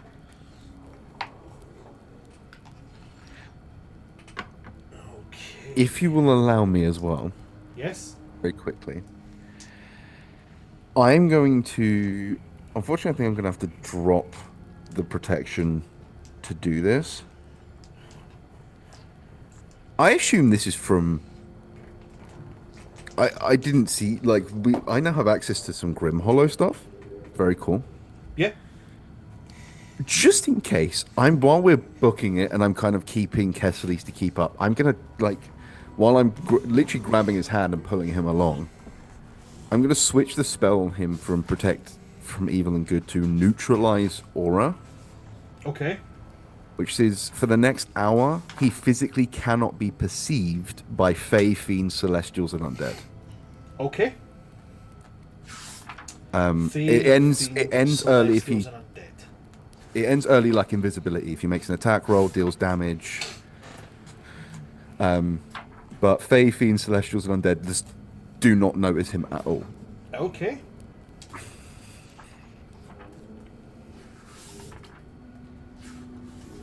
That everything that you're doing? Yeah. Okay.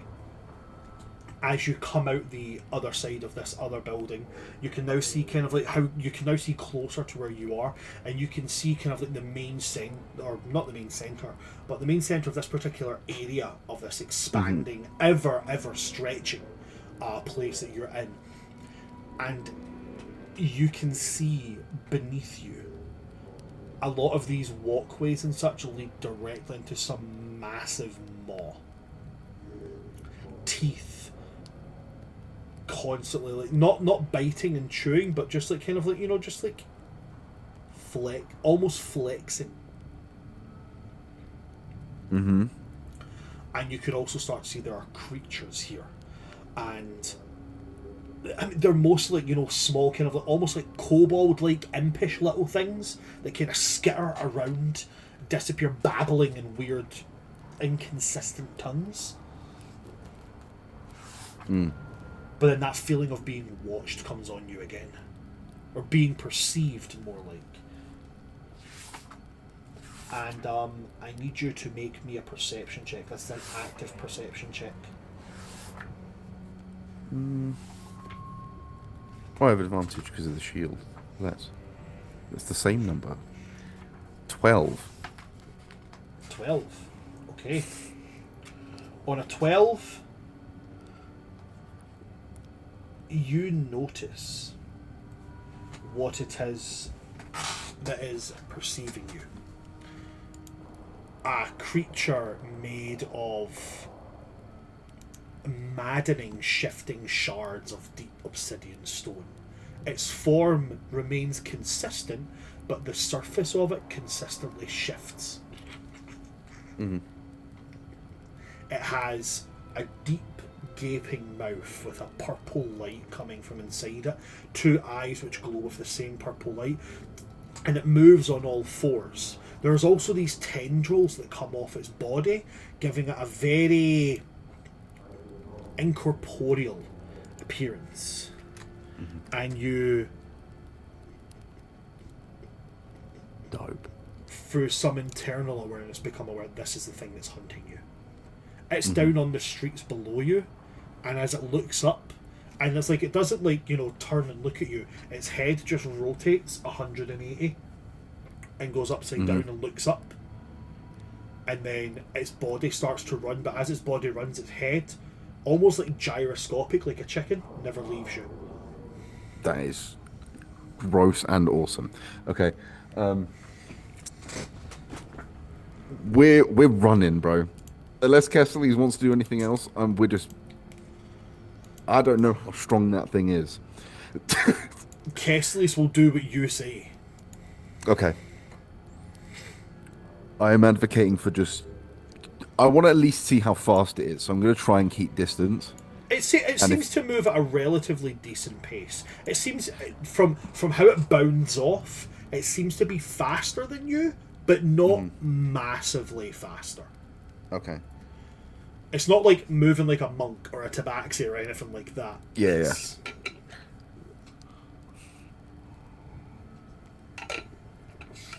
Okay, I'm going to keep going, and I'm looking for just like anywhere to duck into, like basically anywhere I don't think it would fit. Okay. Just to try and like duck into a spot. That will be an active perception check, please. It's good. 20, not natural. 20, not natural. Awesome. On a not natural 20, yeah, you do find a place that you can kind of dip yourself straight into. As you move along, it takes you slightly off course, but you throw yourself inside this building. Mm-hmm.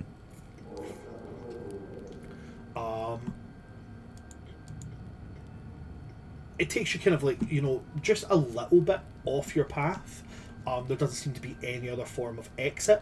So as you go in, slam the door shut and turn around, there's no other way out. Mm-hmm. On the far side of it, as you close this door, drag Kessler inside, close the door, turn around, there is an altar.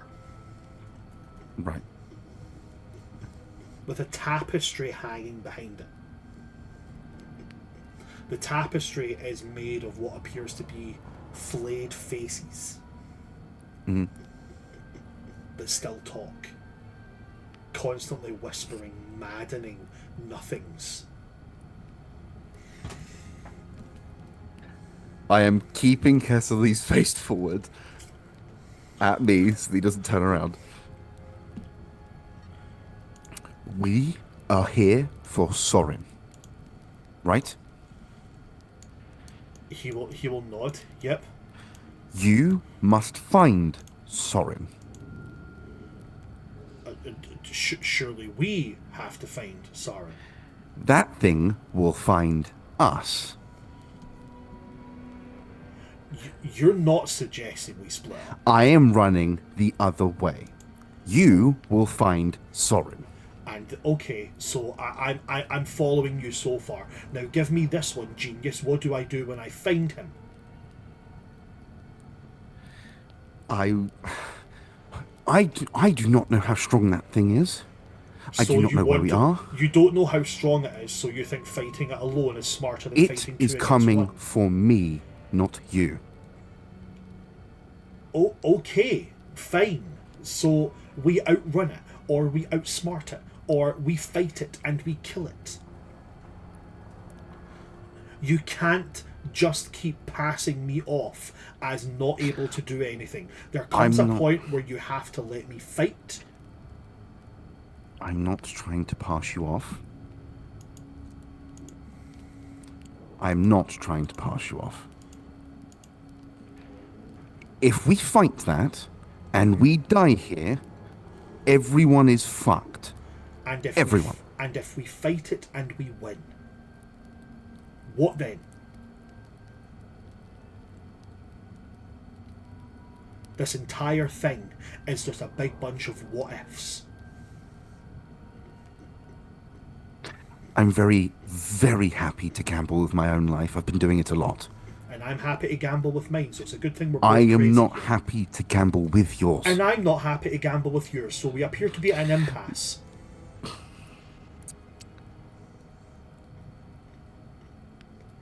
You may be a mind-numbingly moronic ignoramus, but you happen to be a mind-numbingly moronic ignoramus that I have come to, I'm not going to say like, but I'm going to say tolerate and sometimes enjoy having around. You're very easy to make look stupid, and I enjoy that sometimes. Now, if you're going to stand and fight it, I'm going to stand and fight it. If you want me to run, very simply, you are going to have to run with me. Now make your choice and make it quickly, because apparently this thing is looking for you. If we're running and you're staying with me, you're running in front of me.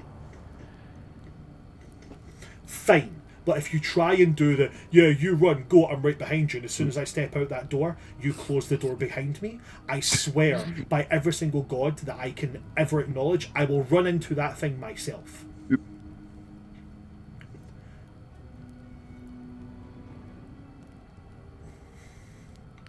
Okay. Okay, get ready. Okay, I'm ready.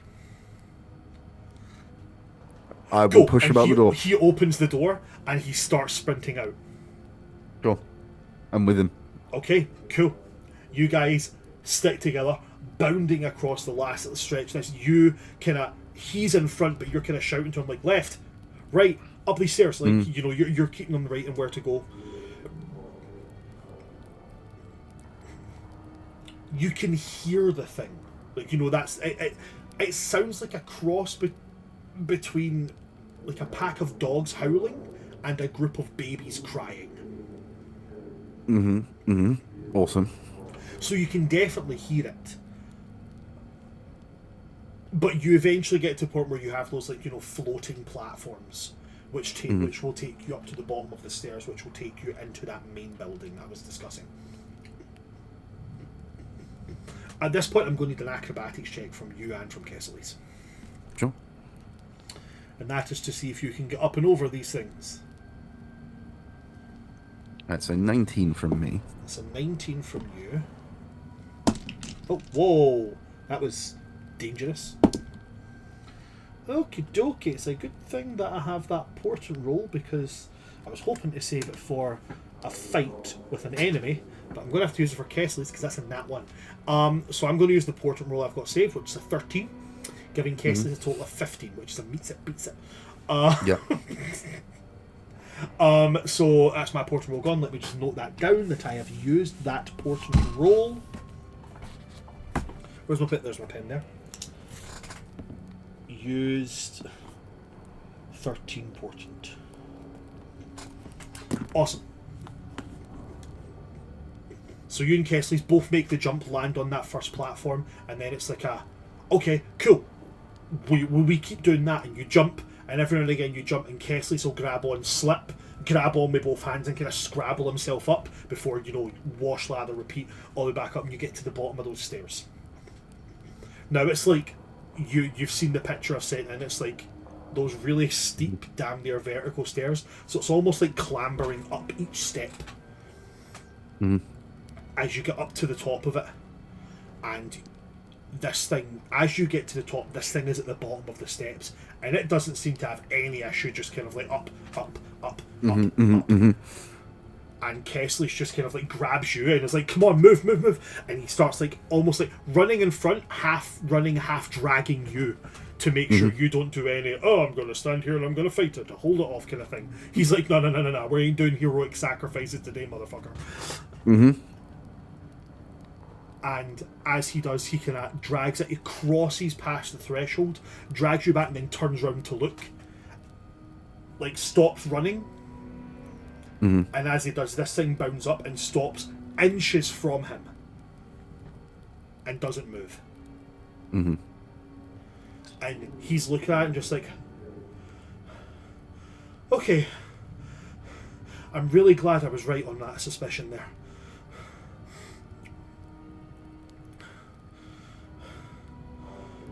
You okay? I think I figured this place out. I might be wrong, but I think I figured it out. Okay. Well, that's good. It's too much to go into just now. We just need to figure out and get out of here. And then he's just like taking this kind of, this thing is like looking through him, like as he moves, it moves its head to kind of try and get a better look at you. Constantly moving and like to keep you in its sights. But Kesselys turns, points inside to where you can see Saren still sitting scrabbling away. All over. I will literally just, hey! He pays no attention. He just keeps like scribbling and then going back to like books that he's got laid out and drawing and writing and calligraphing and all that jazz all over the place. He's almost manic. if I approach, can I kind of get a look over him to the stuff that he's interacting with? Yes, you absolutely can. As you look over, it is like it's Lovecraftian in the drivel and the nonsensical scribblings he's got in front of him. Eldritch symbols which seem to form some form of alphabet or cipher or codex or something.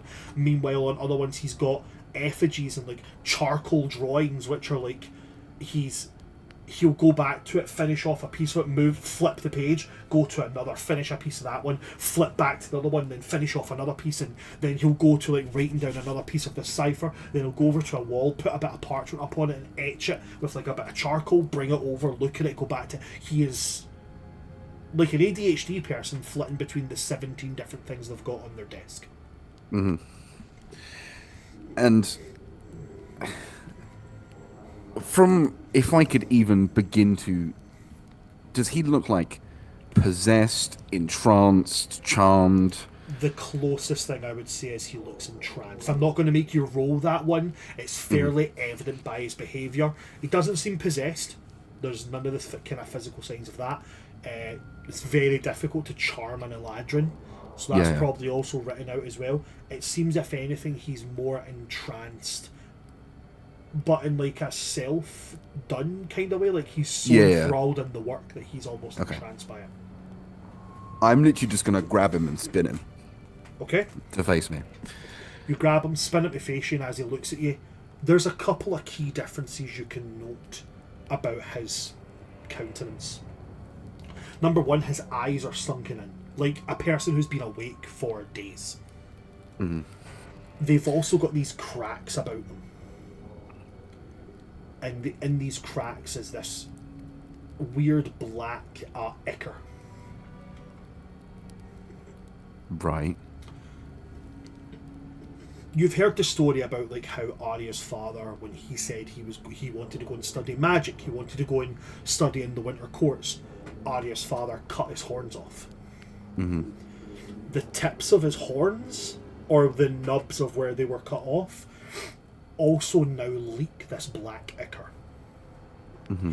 The ends of his hair, albeit how well his hair is mostly white, the ends of them have turned black with an almost purplish sheen to them. And his lips are cracked.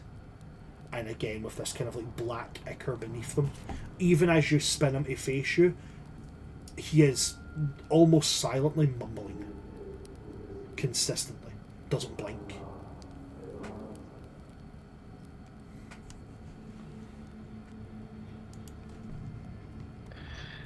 Okay. I'm just going to kind of look over. Can you make sense of anything? He goes over, and again he'll pop another casting of comprehend languages, and as he looks over, he's like, "This is." Yeah, he's taking down calligraphs of something called I don't know how to pronounce it. Vilis is probably the closest. Some kind of great being that resides beneath resides beneath a sleeping city. He devours dreamers in order to wake himself from an eternal dream. And as he starts to read, you can see... Well, actually, wait, hold on. Wait, I need to roll that. Okay. As he keeps reading, his voice starts to lose that kind of like serious edge and start to almost sound dreamy in itself, like that kind of like really soft spoken kind of tone comes into his voice as he starts to read everything that's been written down. DM, if it's a wisdom save kind of thing he needed to make, you do still have advantage of that because of Heaven's Herald. It's not a wisdom save, but thank you for reminding me of that.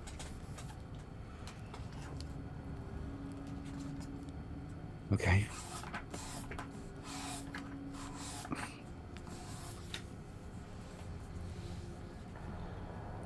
I'm just pointing it out now, above table. If I have to fight your son and your son and your brother, I'm not holding back. They're getting their ass whooped.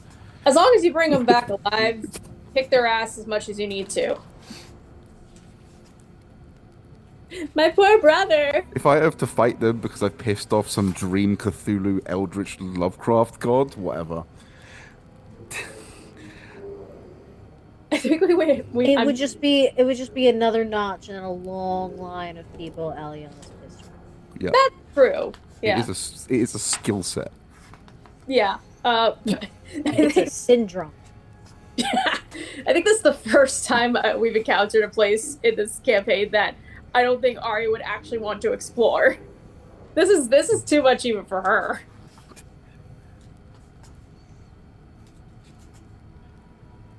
I guess I am calling to Kess if he's just slowly changing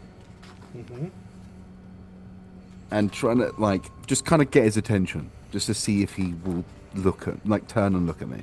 As you kind of Kess, yo, Kess, he kind of snaps his head away. What? Don't you fucking read that again. He kind of kicks the papers away and is like, for once I can definitely agree. I'm just gonna turn. Soren's still kind of. Oh, he's Delulu. Yeah. Okay. What did that feel like? It was like falling asleep. Like, Okay, I slap the dude I'm holding. You slap Sarah in the face, like full on, full hand, crashes across his face. And that's a good place to take a little 15-minute break. Okay. And when we come back, you might find out what happens when he slaps Saren. Or we may go back to Reverie and to Arya. I don't know, but I'm definitely excited to see. So don't go anywhere, and we will see you after our quick 15-minute break.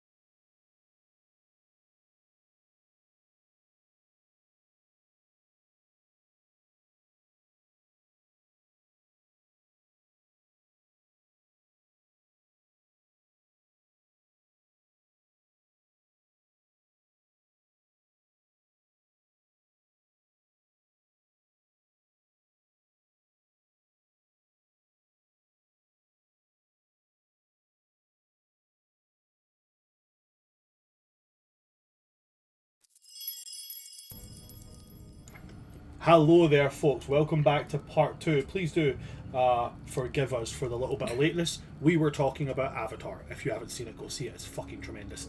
Anyway, we had left off initially with Elion giving Saren Dawnstar a big ol' smack across the face. Bitch slapped my brother. Bitch slap my brother. Hey, I have now hit all of your brothers.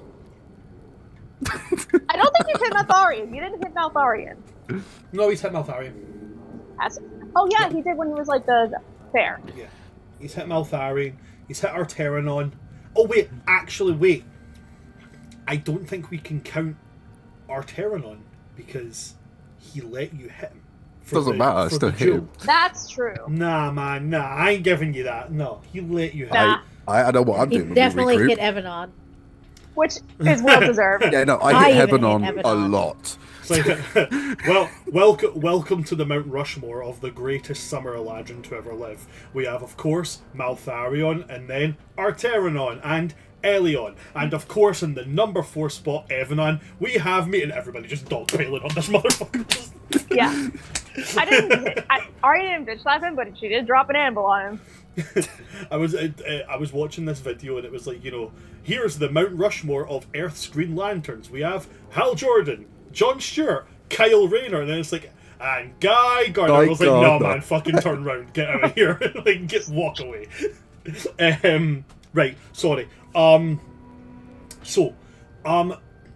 am going to take from there and I'm going to jump back to Reverie and to Arya. Reverie and Arya, I'm coming back to you guys, and as we come back to you, there is, as you reach the bottom of this staircase,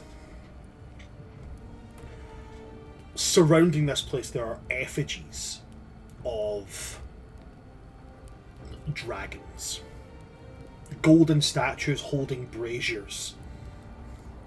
The braziers are unlit. You are in darkness. Reverie, I believe you can see. Arya, you did cast light, so no, you've got the ghost light up. Sorry, I do apologise.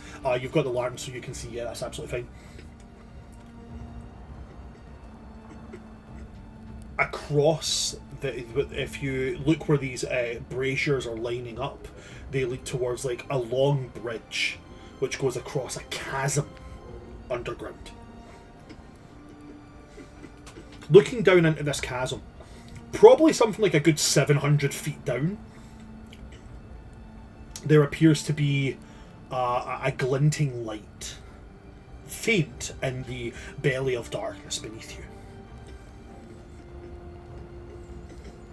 Through the light, what you're going to see is that at the kind of foot of this bridge that goes across this chasm, there is writing in what is evidently the Draconic language. Can either of you translate Draconic? I have comprehend languages. Feel free to do that if you'd like. Yep, I'm going to cast that. Okay, you cast comprehend languages. The sigils and glyphs of this Draconic language swirl themselves round, becoming the Sylvan tongue for you to read and see. And as you read it, it says, "The breath of the dragon shall consume all the unworthy."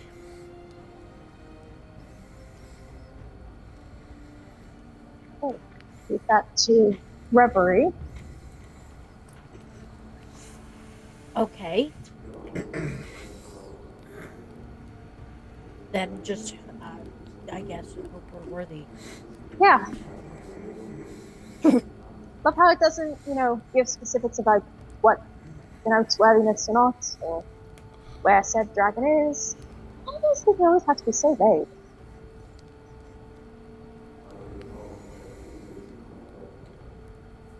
So, do you think the item is somewhere here, maybe? Reverie's gonna look down the chasm towards the glinting light. Mm-hmm. I think that's it. Okay, well, I can lie down there. You want to see if there's a way easier down there, or if it's... Can we check that it's safe? There's nothing hiding in there? I mean, we could. I could throw something. Right. Let me see. I have a torch. We could throw it. Yeah, maybe there's like a rock on the ground somewhere, like a pebble or something. Well, with the torch, we'd be able to see. That's true. I was more like thinking of like, yeah, we got a torch just there. I thought. Yeah. I Lighting a torch and throwing it down. Yeah. Okay. I'll Light keep a my ears torch. strained to hear if it hits the bottom and how far, because I've got really good ears. Okay, one with their ear, one watching. Torch falls. And as the flame almost disappears, there's just this. As this gout of flame erupts upwards. Completely destroying the torch. I guess the torch was not worthy. Yeah. That does indicate there's something alive down there. Do you think maybe if we just say hello, introduce ourselves, that'll make it worthy of life at least? I don't know, we don't mean any harm? Or fuck it, what have we got to lose? Hello?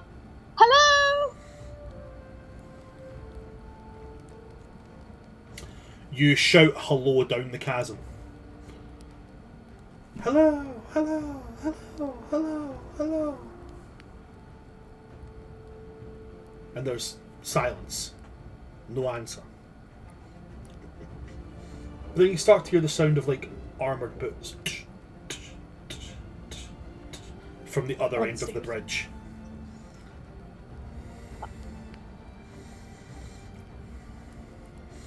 From the way we came? No. From the other side of the bridge. Oh, Pure darkness.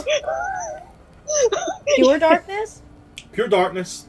Even with the lantern? Well, I mean, the lantern only goes 30 feet bright, 30 feet dim? It's 60 feet in total. Yeah, so 30 feet bright, then 30 feet dim, right? Yeah. Right, so at the other end, you can't see anything. I else. have 300 feet of dark vision. Oh, you have 300 feet of dark vision. Okay, 300 feet. Yeah, that'll get you there. I do definitely have that. I have super mega eyes. Yeah, nothing gets past so you. You can see the shape of a kind of like runner's build, humanoid, with armor, walking towards you, and then there's the kind of the twist of their wrist, and this lot. It's almost like a quarterstaff they have at the end. Two blades light up, as it's the woman with the double-ended glaive from the flame bearers. And she just stands at the end of the bridge, puts it down and goes, "You can't go any further."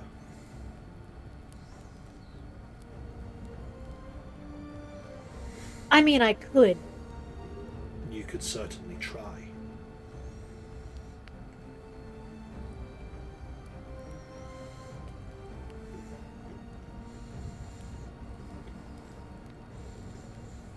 Quick question, how the hell did you get here before we did?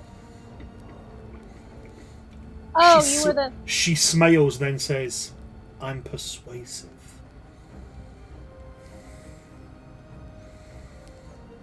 Ah, that's a word for it.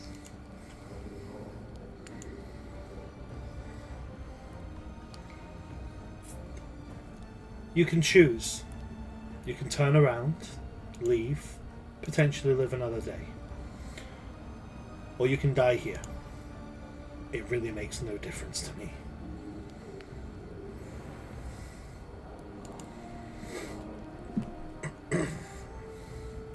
I suppose this is the third option.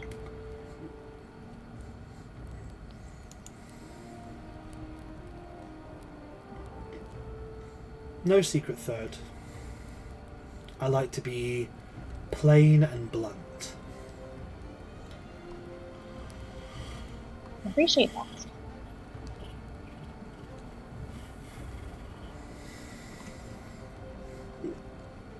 Reverie gonna kind of try and silently communicate with Arya, like eyes the edge of the bridge, Mm-hmm. I have a secret third option, and I flip off the bridge. And I follow, flying off too.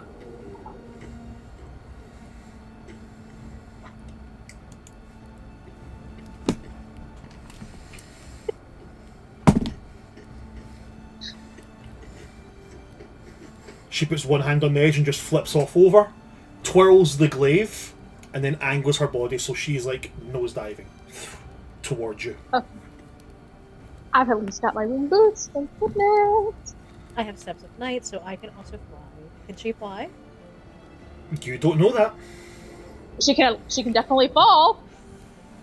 Isn't flying just falling with style? Good reference.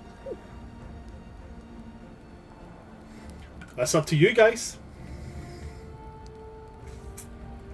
So you Gonna guys try jumped and- off. What are you doing? Are you activating your winged boots? They've been activated, so. Okay, cool. So you Gonna hop try and- over and just float. Yep. Okay. Reverie. I have steps of night. So you just hop over and just step. Yep. Okay. Yeah, like maybe like fall so she thinks that we're like completely falling, and then see if she like Yep. Yeah. 100%. just like stop short and see if she continues down or if she can also somehow. No, she can't do that. But what she's going to do is, as she falls, she's going to smirk. Not at you, Arya. Specifically, she's going to smirk at you, Reverie. Then she's going to clap her hands together. And she's going to cast Daylight.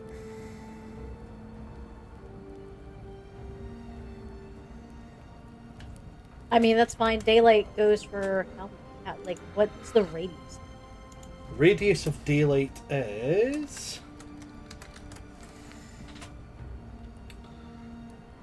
Just double checking that just now.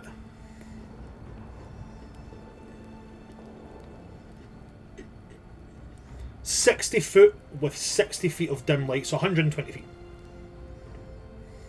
Okay. I mean, once I hit the dim light, my steps will go back up. That's very true. I'm just loading something up before I... Okay, if I see Reverie starting to fall because of daylight, I'm definitely gonna try and fly after her. As she does it and No, wait, claps, she's heavy. the light that she's casting it onto her gauntlets, So it falls with her. so it falls with her, and you fall Oh, with her. that's clever. That's fine. I gotta give her props. That's really smart. That's fine. You can't really enter combat yet. That's all she can do. So she's falling, you're falling. Arya, you're not falling, so you just watch as Reverie kind of stands there like, hey, that was pretty good. I'm flying after Reverie and reaching out my hand, and I'm just gonna see if I can at least just try and touch. Like, as long as I can grab her or touch her, I have a way to get us out of this. I mean, I also have a way to get me out of it. Even with the steps of night, daylight, Yeah. following her. Okay. I can summon a celestial. Oh yeah. It seems to be a favorite spell of mine. Yeah, It seems to be a go-to handy- move. Would Arya remember that, or in the moment? Or I could fall with her and hurt her the whole way. Hmm. Until we're both consumed potentially by fire. Knowing Arya, I'm even though working. she knows Reverie's always got tricks up her sleeve and it's hard, in that moment she would be thinking, my friend needs help, I'm not going to leave her alone, so she flies after her. And, like, keeps somewhat of a pace, but, like, yeah, and it's daylight, at least so it's not, like, super dark, but yeah, she's just, like, just praying to the greater hand that she and Reverie are at least worthy, and just, like, making sure her friend's not separated from her too much, you know, just, we're all in this together. Okay, so you're all falling. as you fall, she's manically smiling. As a reminder from when you last saw her, she has her teeth filed into points. So when she smiles, it's like a shark. With that glaive she's got, she's going to just put it into her hand.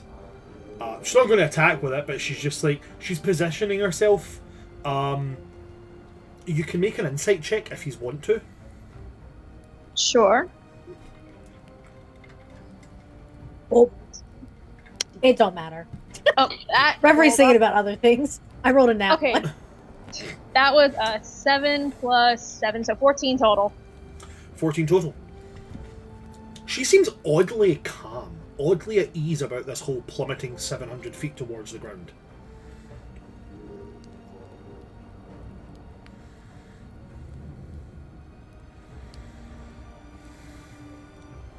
Why are you so calm about all this? What are you hiding? She's just going to smile at you, Arya, and say, "You're just going to have to find out." Plummets again, another 100 feet.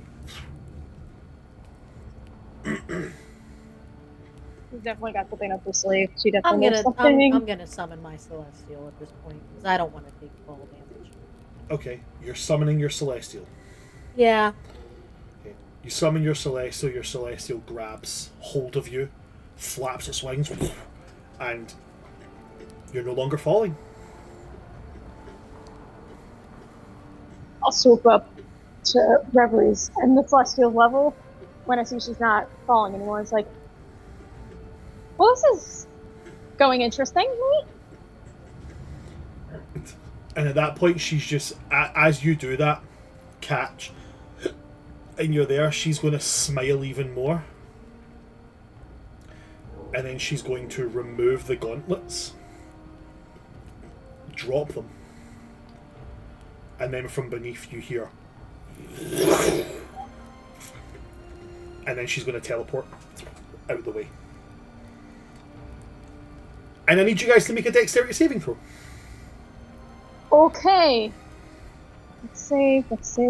Goodness, I'm good at dex. This is an all or nothing. Okay. Should I roll two? Should I roll one for me and one for my Celestial? Yeah, roll one for your Celestial as well. Anything that can be affected by this. That was a 19 total. 19 in total. Awesome. Yeah. Okay. My Celestial rolled a 15. And you've still got some inspiration or Oh, guidance. right. too, How if much you is want. my inspiration? Inspiration? Give me a second. Is that a 6 or an 8? Let me double check. Inspiration. That's a 1d8. You also have guidance too.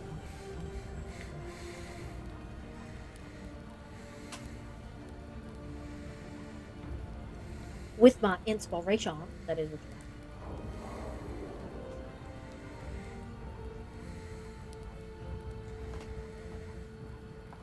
What was the totals there, guys? Sorry?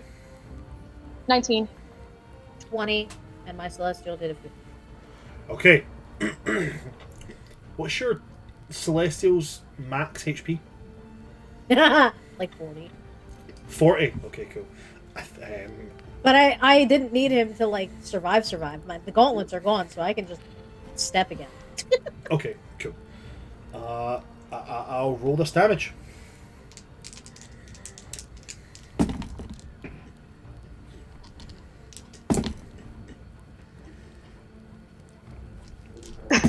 This is the weirdest fucking day. He's fine. I'm fine. It's fine. We're fine. We're still okay.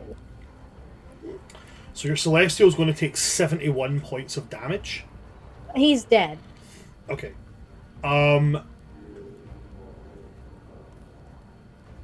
What I need from both of you now is a choice.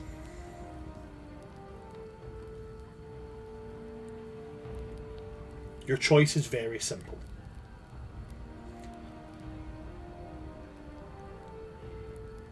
For the sake of, let's say,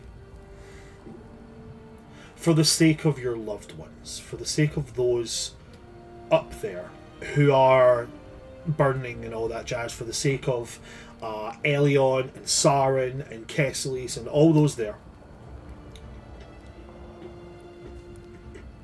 with the knowledge that this will mean the end of your character arc, are any of you willing to die?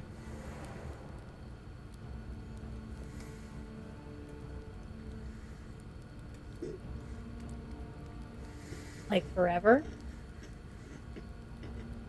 With the knowledge that this will be the end of your character's story,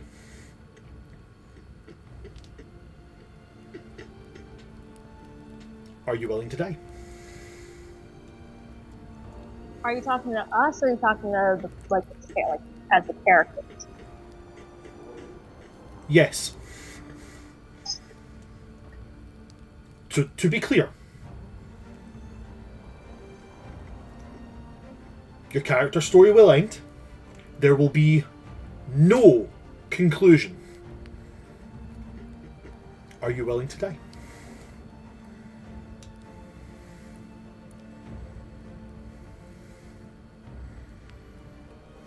I don't like how Harry's just cackling over in the I background. don't like this. Bro, my Cthulhu dog's looking pretty good right now. There will be no resolution to your character's story. I feel like I went into this knowing that, you know, the likelihood of death was high. You don't have to say yes. It's a choice. It's just a simple question. For the sake of everybody else. For the sake of them all. Are you willing to die? It will mean the end of your character. It will mean the end of the story going forward. Possibility for resurrection in the future, but that only depends on if you get to the high enough level to use that kind of magic. Are you willing to die?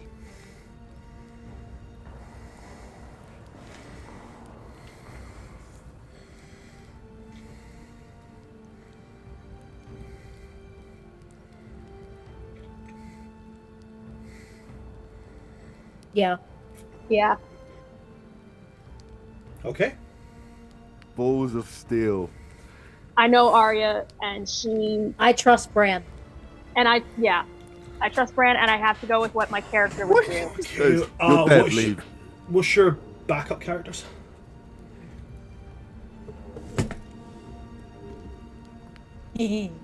Problem. Yeah. A problem. I don't have. Okay. We- I have the got the concept. I have the concept of a cleric that worships the DM. I had Awesome. a Goliath, but he's probably dead by now. Okay. Well, I tell you what we'll do is, while you guys think on what you want to do, I'm going to jump over to Elion and Saren, and we'll deal with that part, right? Harry's cackling. So, Elion, you smacked Saren across the face. Yep. Cool. There is no flicker behind his eyes. He just keeps mumbling. He doesn't even acknowledge this man. Take.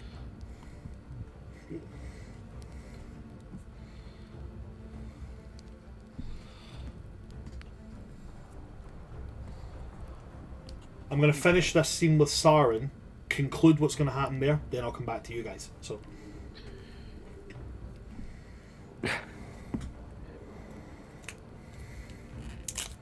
Okay. oh. Arya's thing is going to cancel out and send in another one again. I called it before I knew it was going to happen. You Why can't, does this keep you can't happening? kill both Arias, Brad. Why does this keep happening? There can only be one, bitch, wanna bet. Ah, Arya is the anti-Highlander. There can only be two. Sith Lord vibes. Always two there are, no more, no less. You smack Saren, nothing happens.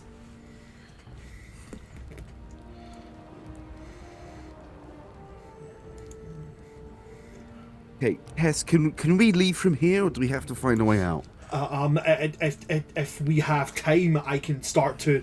I can start to cast another teleportation. I can't guarantee we'll end up where we were, because I believe we're in a different plane of existence, and if we're on a different plane, there's always a chance we can go somewhere else, but I can try. How long do you need? Let me just double check on that. With me. Casting.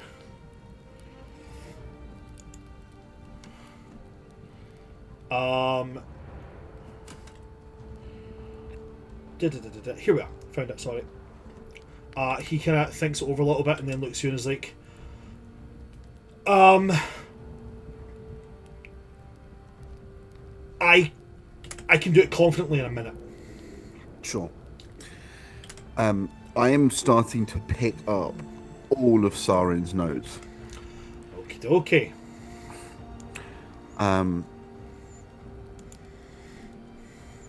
Trying my best not to read them, I suppose.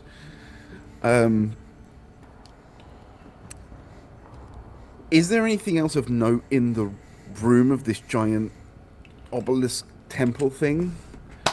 There is. Well done. Okay. There are two things here.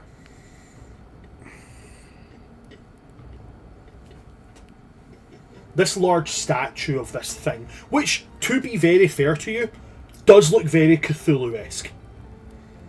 I'm not going to say it's an exact of Cthulhu. The lower half seems to be tentacles as well as the face, rather than, like, legs. But, still kind of similar shape edge. Has, like, its hands down here cupped like this. And sitting in the hand... Now, bear enough, of the statue, the hand is big enough for you to stand on. Floating in that space in the hand, there is two things. One, a rock. And this rock is made of the same stone this entire place is made out of. That deep black, almost gem-like stone, marble-esque, with that kind of, like, when the light hits it, it gleams a kind of purplish. And then a dagger. Actually, no, it's not a dagger. It's closer to a sickle. Okay. The sickle looks very plain, except for the writing along the edge of the blade, which is again the writing of this land, whatever it is, and the gemstone that is in the pommel of it. Something seems to move within the gemstone. Okay. While Kess is casting, I've kind of scooped up as many notes as I can before I've noticed. Oh, you've got enough time to gather all of them. It's like 4 notebooks and a handful of sheets. Okay, I am running over to the sickle, I guess. Mm-hmm. And I will I'll pick it up and I'll just see if anything happens, and then I'll... You touch your hand to it, and immediately in your mind you hear, "Yes, get me out of here, now." Explain. No time. Get me out of here, mortal, now. Mortal? Okay. Do you know what's happening to him? Yes. Okay. Is it fixable? By me. Fuck you. Okay. I will stuff it onto the backpack anywhere that fits. Just kind of tuck it away. Okay. You better stay quiet, and then push towards Kess, I guess. Okay. Are you taking the stone as well? Sure. Yeah, stone in the bag as well. Okay, you move towards Kess, and Kess is like, "Okay, I think I'm tuned in. Roughly." To where we fell asleep, yes? Roughly. Okay. Okay. I will just run over, grab Sarin by the scruff of his neck and just drag him to Kesley's. Okay. Then I will roll. That is a D100.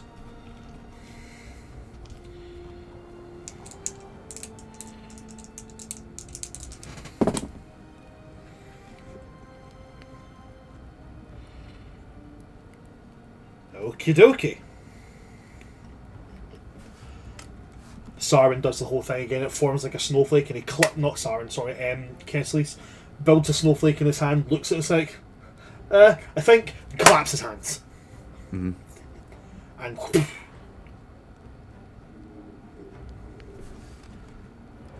going back to Reverie and Arya. The flames hit both your characters. The flames cover them, engulf them, swarming over and in every single aspect of them. The flames fill inside and out, burning, scalding, tearing away, but causing no pain. They pass harmlessly through you.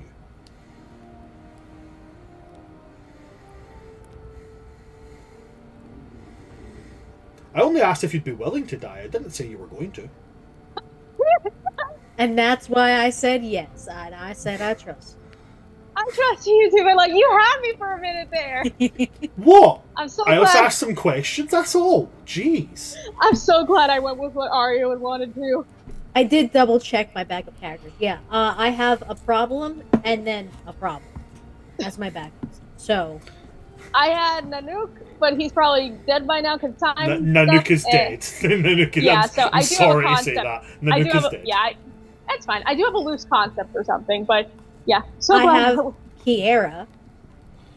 Oh. Yeah, do you see Trust what I me. said? A problem? Trust me. At this point, they've been in the campaign long enough now that if your characters are going to die, they're going to die in combat, or they're going to die in a blaze of glory. They're not going to die just by like, oh yeah, by the way, you got disintegrated. Sorry. I figured as much, but I was still anxious there. But don't fall into ease that I wouldn't kill you. I just never planned to never. kill you here. Like, Yeah. if you feel like pick you would've if you warned pick a us fight of the and the potential. guy mercs you, you're getting merked. But yeah, I feel like you would have warned us of the potential for that ahead of time. Oh, I did. I said when you guys turned level 10, from this point on, there was always the potential of character death. Right, I remember that. I was thinking more before, like, first Every session. single session Anyways. you come into, just have it in your mindset. If the dice go fucky could wucky, the dice go fucky wucky. Fair enough. But yes, As the lore keeper, I'm also aware it's been a hot minute though, too. So that happened in the war. In this time and now. yeah, but that does also make me realize I need to come up with a new backup character concept. Maybe a monk. I want to play a monk. Okay. So,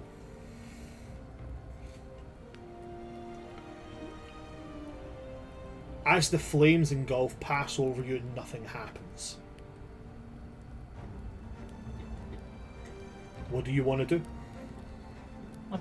I guess we're going back. We're continuing down. We just jumped. Yeah, No point in taking the long way now. yeah. Arya's just glad that she wasn't burned alive again. Okay. Continuing on down.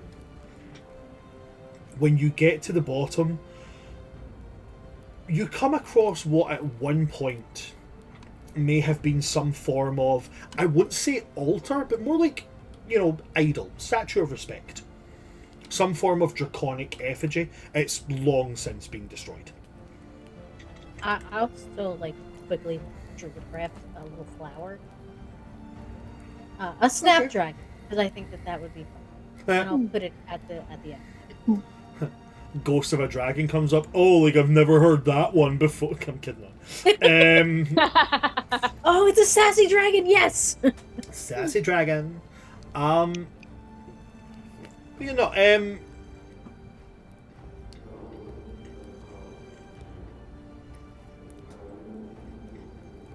The glint that you can see here is a single gold coin.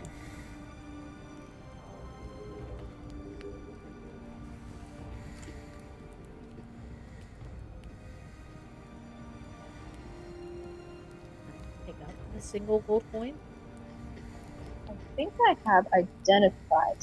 So cast on that.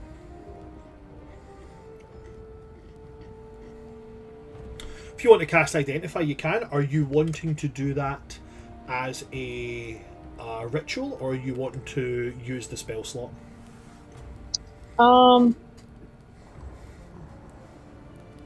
You think I'll ask whoever you think that we've got time? I've got 10 minutes to spare, so I don't have If to use this it. if this is the item of great power, then yes. If it is the item of nothing, then no.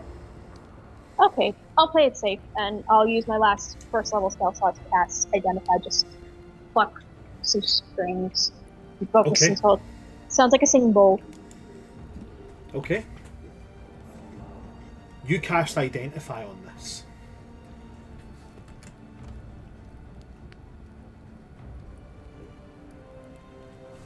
What you're holding in your hand is no simple gold coin. What you're holding in your hand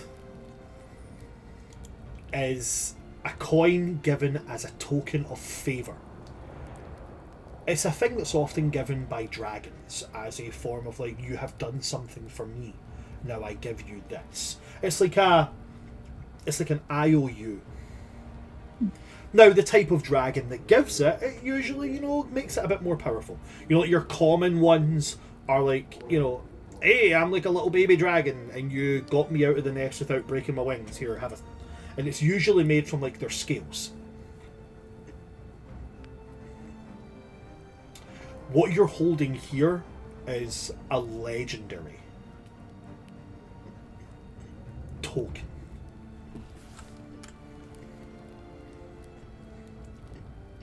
It does not give you the name of the dragon that created it. But it does give you what this token can be used for. This token can be traded to the dragon it came from, if you can identify that. If you do, they are beholden to you. They must repay the debt owed by this token. This is an anything. You name it, they must do it. Now, there is a second aspect to this. While it's in your possession, it grants you certain benefits, dependent on the dragon that it came from. In this particular case, this gives you immunity to diseases and evil creatures, or we don't use what's the word I'm looking for with that? Alignments? No, your alignments. We don't use alignments here, so what I'm going to say is anything deemed as an enemy to you will take 3d6 fire damage per round if they are standing within melee distance of you.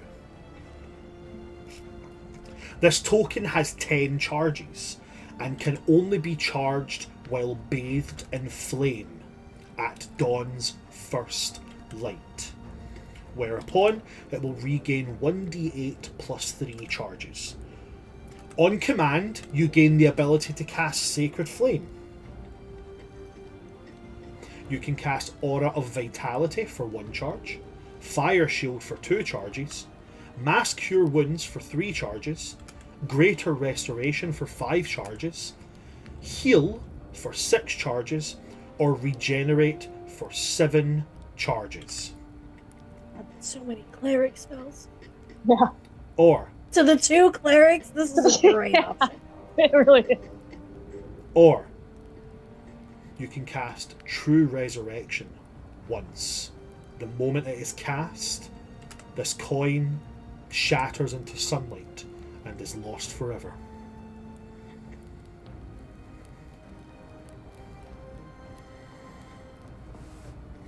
I will bounce all of that to Reverie.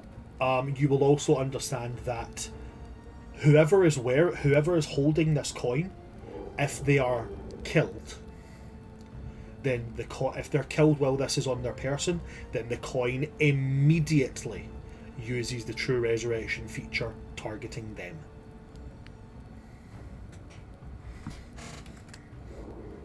I'll add that in.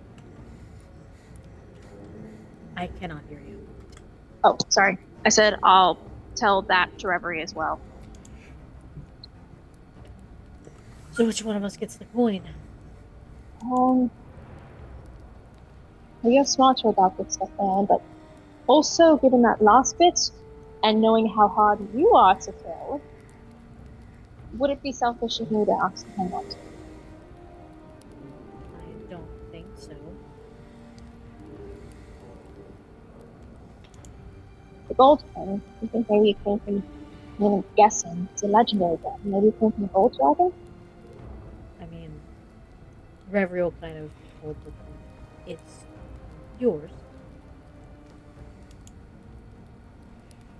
Plus, we can trade it back and forth if we do. I think that sounds a good idea.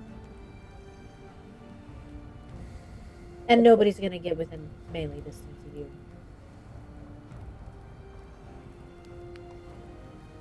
At least not while I'm here. I appreciate that. You know me, I'm pretty good at avoiding. Okay, At so least. we have to find the item. Right. Maybe it's on the other end of the bridge? Wait, you don't suppose Shakti, she got here before us? Well, if she was here before us, then more likely.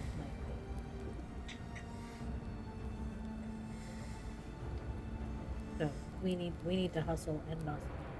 Yeah. I'll pocket the coin. Okay. That's my inventory. I'll sort out because I can't find. We can't hear what you're saying, Aria. Sorry. Sorry. I'll pocket that and add it to my inventory along with the key, which I will situate the technicalities and details of it later after section. Okay. Do I have anything that's gonna help us locate this? You know that this is behind. You know the key, whatever this item is, it's behind the door of a vault. Is it too dark to see if there's a vault door down here?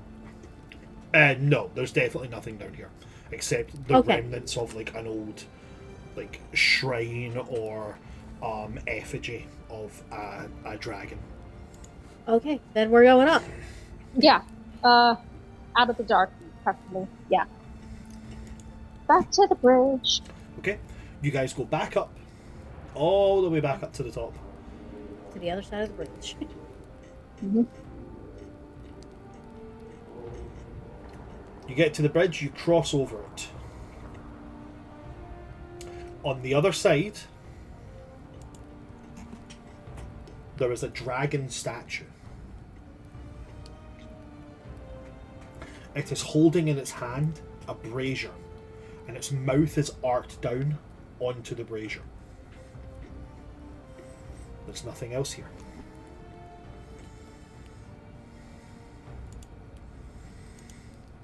Can't identify it. This isn't behind the vault. Maybe it's a way to get into the vault? I don't know. It probably is a puzzle. There's nothing else here. Yeah. Can I make an investigation check to see if there's any sort of like latches or little clues or like things like similar to like what we saw with like the door? You certainly can. Roll an investigation check. Yeah.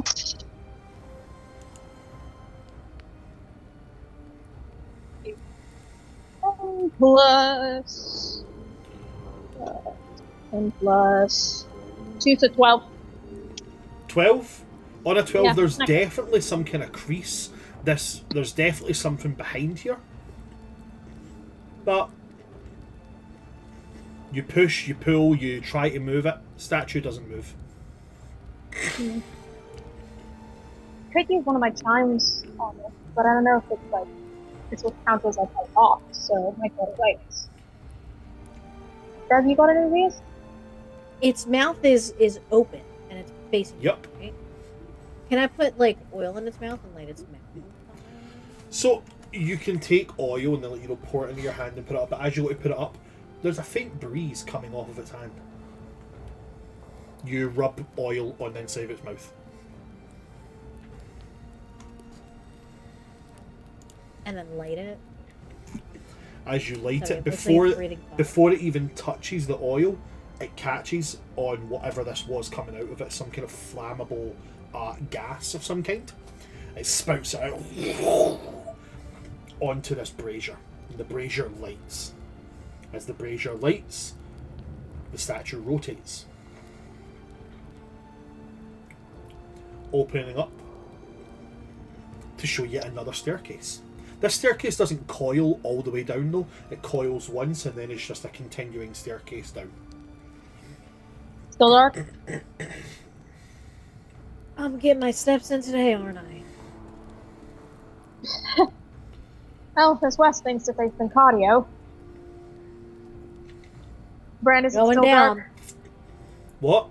Still dark. Is it dark? Still dark. Have you got your lantern still? It's still on. Thank you. I'd rather not have a character. And we're going to leave you guys there as we go back to Elion and to Kessilis and to Sauron, who you guys pop back out of existence at the burning building of Suncrest Manor.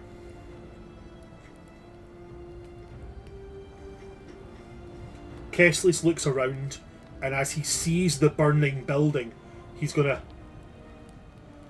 I'm really glad I was slightly off because I was picturing inside the sunroom. As he looks at the burning manor house. Just frozen. Yeah, that is an issue.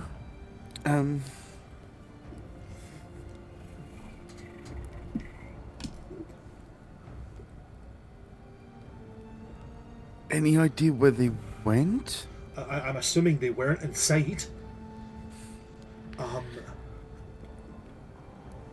Okay. Obviously, we know that they left the manor to try and find the item. So, can I track them? Do you have any form of doing that? Short of literally trying to follow tracks.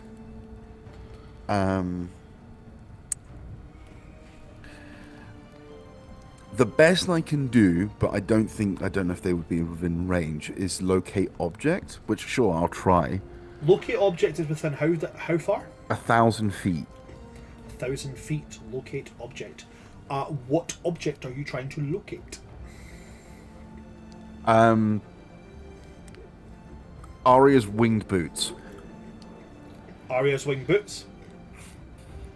Yeah, they're within range. Okay. If the object is in motion in the direction of its movement, you sense the direction of the object's location. So I'm just going to follow the compass. Oh, it doesn't tell you how to get to it, it just tells you its direction.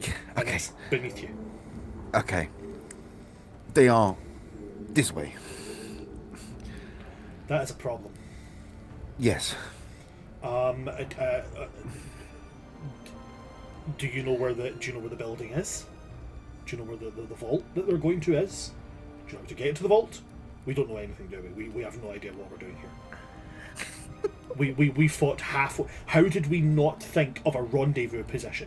We thought Yep. of everything, but we didn't think of a rendezvous. in fairness, I assumed it'd be here, but here is a bit unusable now. And as you're standing down the back and forward while Sarwin is sitting rocking on the ground and behind, babbling, you will hear You will hear the sound of clapping.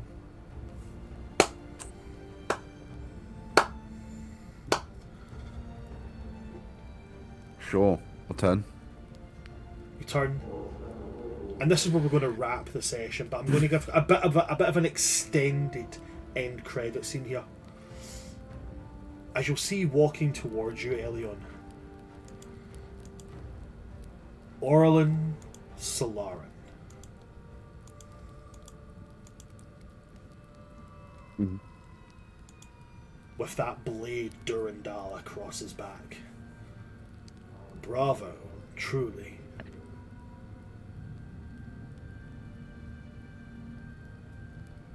I didn't expect anyone here to survive, but here you are. Are the rest of them inside? Or will I have to find them as well? In fact, don't answer that. I've lost contact with one of my flame bearers, which... Oh, you split up. Oh, I did not see that one coming. It's not often I get caught out. That is good! I was told you were good, but I was not told how good. Impressive. Very impressive. And his eyes go to your hip. Mm-hmm. You have something I want.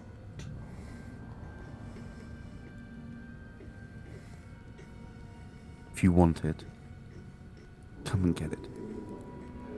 And as you say that, he beams. And he says, do you know why I became the best? As he's doing that, he's unclasping the long cloak. You know, the cloak I described that sounds as if it's chainmail, the amount of like metal that clinks in it. He goes, do you know how I became the best? And as he pulls the cloak off him, it's like General Grievous. Inside the cloak, there's just an abundance of Sunblade handles. And he drops them. And he draws Durandal from his back. Holds it like a Templar knight with the hilt facing down. It's because anybody who came close came too close. And he activates the blade. And then he's going to, you know, twist and detach both, so he's now wielding two long swords. Mm-hmm. And he says, you know what? I'm actually willing to give you a sporting chance. And he pierces one of them into the ground. Just holds on to one of them, then says, after all, there's no point going after a kitten with a cannonball. Points the blade out towards you. Mm-hmm. And then he's going to look to the one in your hip and go on, draw it. I will pull the scimitars out. As you do that, he is going to dash towards you, and he's going to make... Again, this is an end credit scene, guys, so he's going to make an initial attack. Elion, for the sake of a story reason, I'm not going to do damage. Are you willing to take a hit? Yeah. Okay, dashes towards you, blindingly quick, knocks the scimitars out of your hands, and then just palms your chest and knocks you back. Kesselis is going to move in, and he's just going to turn around and, like, full on back of the metal gauntleted hand, smack him. Mm-hmm. And then point the blade at you and go, I said, draw it.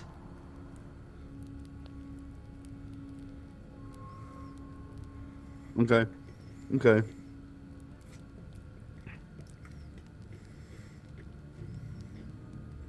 Sure.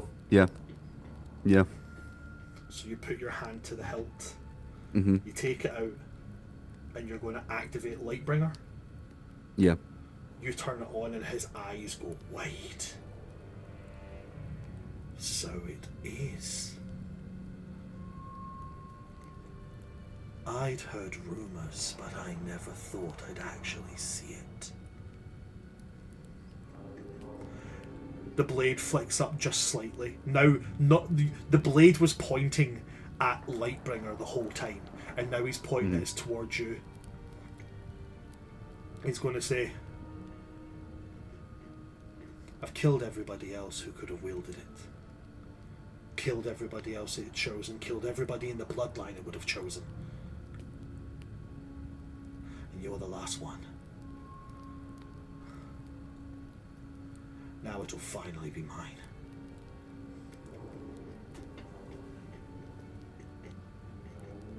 And then the most lethal warrior in all of the summer courts prepares to make another dash to attack you, Elion.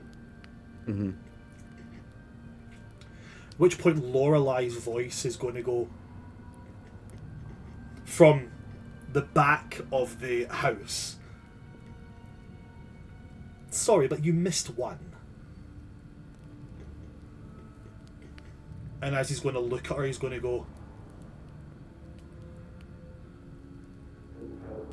you're not part of that line, so I missed nothing.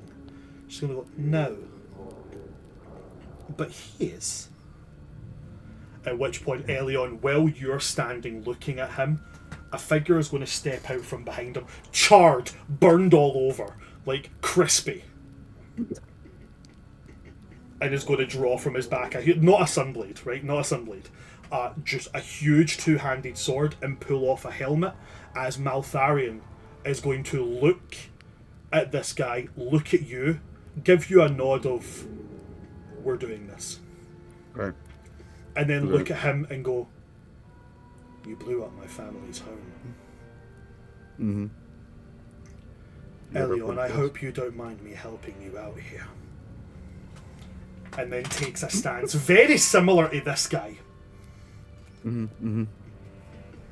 And that's where we're going to wrap today's session. Maltharion, my favorite Death Knight. When we begin next session, we will be beginning with Elion and Maltharion in combat.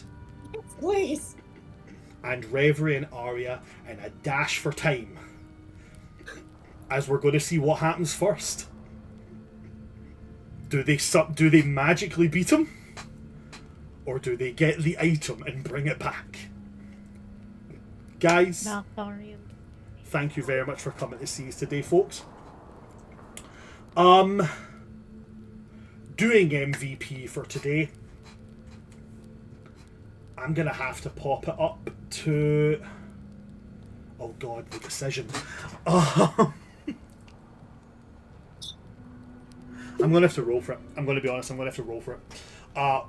1, 2, Elion, 3, 4, Reverie, 5, 6, Arya. It's a 4. Yeah, everybody was so good today. Everybody was really, really good.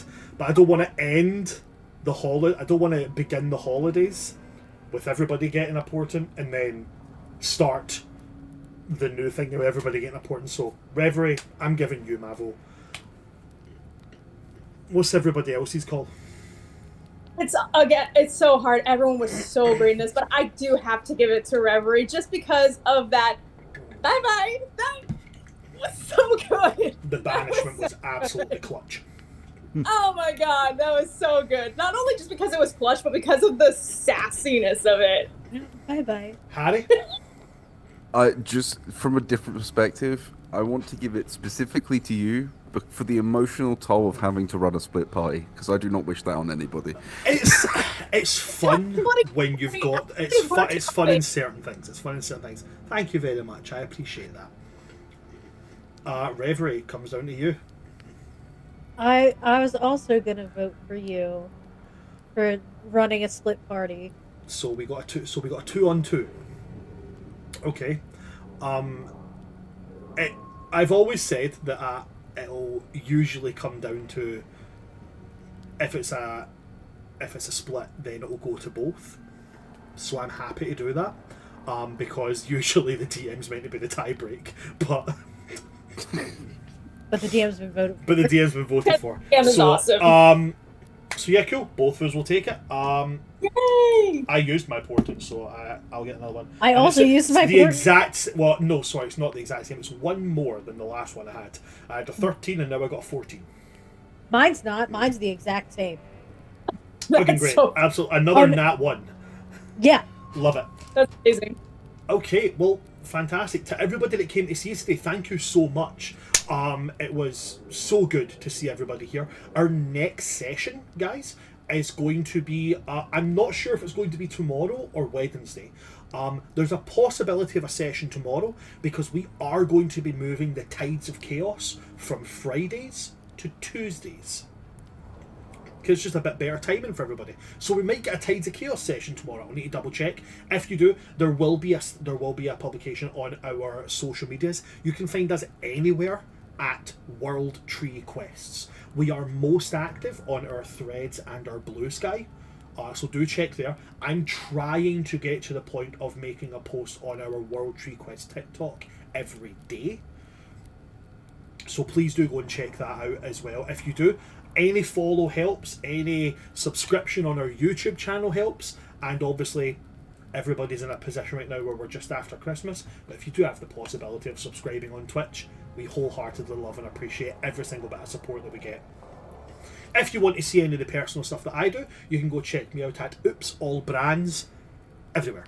I am everywhere. Call me Oops All Brands, I'm going to be there. That's about it for me. So I'm going to pass over my players and allow them to plug themselves wherever they may be. Harry, anything you'd like to plug at all? I have just got Blue Sky, that guy just Harry, where I'll probably write crazy, panic-induced, awesome D&D post-session stuff that I remember to do every Monday that this happens and then promptly forget because life sucks. But other than that, I'm here with these beautiful people and no one else. Love to hear it. Thank you very much for that, Harry. Moving on. Liz, what about yourself? If you guys would like to see me on any personal social medias, you can find me at Patron_Chaos on TikTok and Instagram, and patron_of_chaos here on Twitch. Other than that, I am exclusively with World Tree Quest as the archivist and player for the forming. Fantastic. Thank you very much for that there, Liz. And last but not least, Khadija, anything you would like to plug at all? Hello. If you want to follow any of my personal socials, you can find me at Khadij Al Kubra on Instagram, on Archive of Our Own, where I have fan fictions on there. You can also find me at the Bookworm Archive on TikTok, where I am best known as the Book Dragon of the Bookworm Archive. I have not been posting a lot lately because I've been really focused on trying to finish up my own book that I'm working on.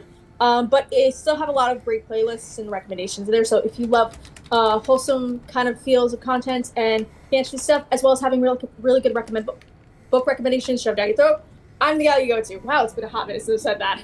But as far as playing D&D goes, I am also exclusively here at World Tree Quests with the forming and all of these fantastic people and storytellers. And holy shit, we're back, you guys! It's very, very good to be back. I'm just trying to arrange us a little... there we go. So I've set up a raid going to our lovely friend Diana. If that's 7 from me and that's 7 from us. Thanks for coming to see us today, guys. I've been your DM of Doom, Son of Asgard, or World Tree Quests. Not Son of Asgard, Oops All Brands, or World Tree Quests here on Twitch and YouTube. And with me today we have had Just Harry, we've had Patron of Chaos, and we've had Khadij Al Kubra. From all of us here at World Tree Quests, good night, stay safe, gods damn it is good to be back, and do not pull a finny. Good night, folks. Good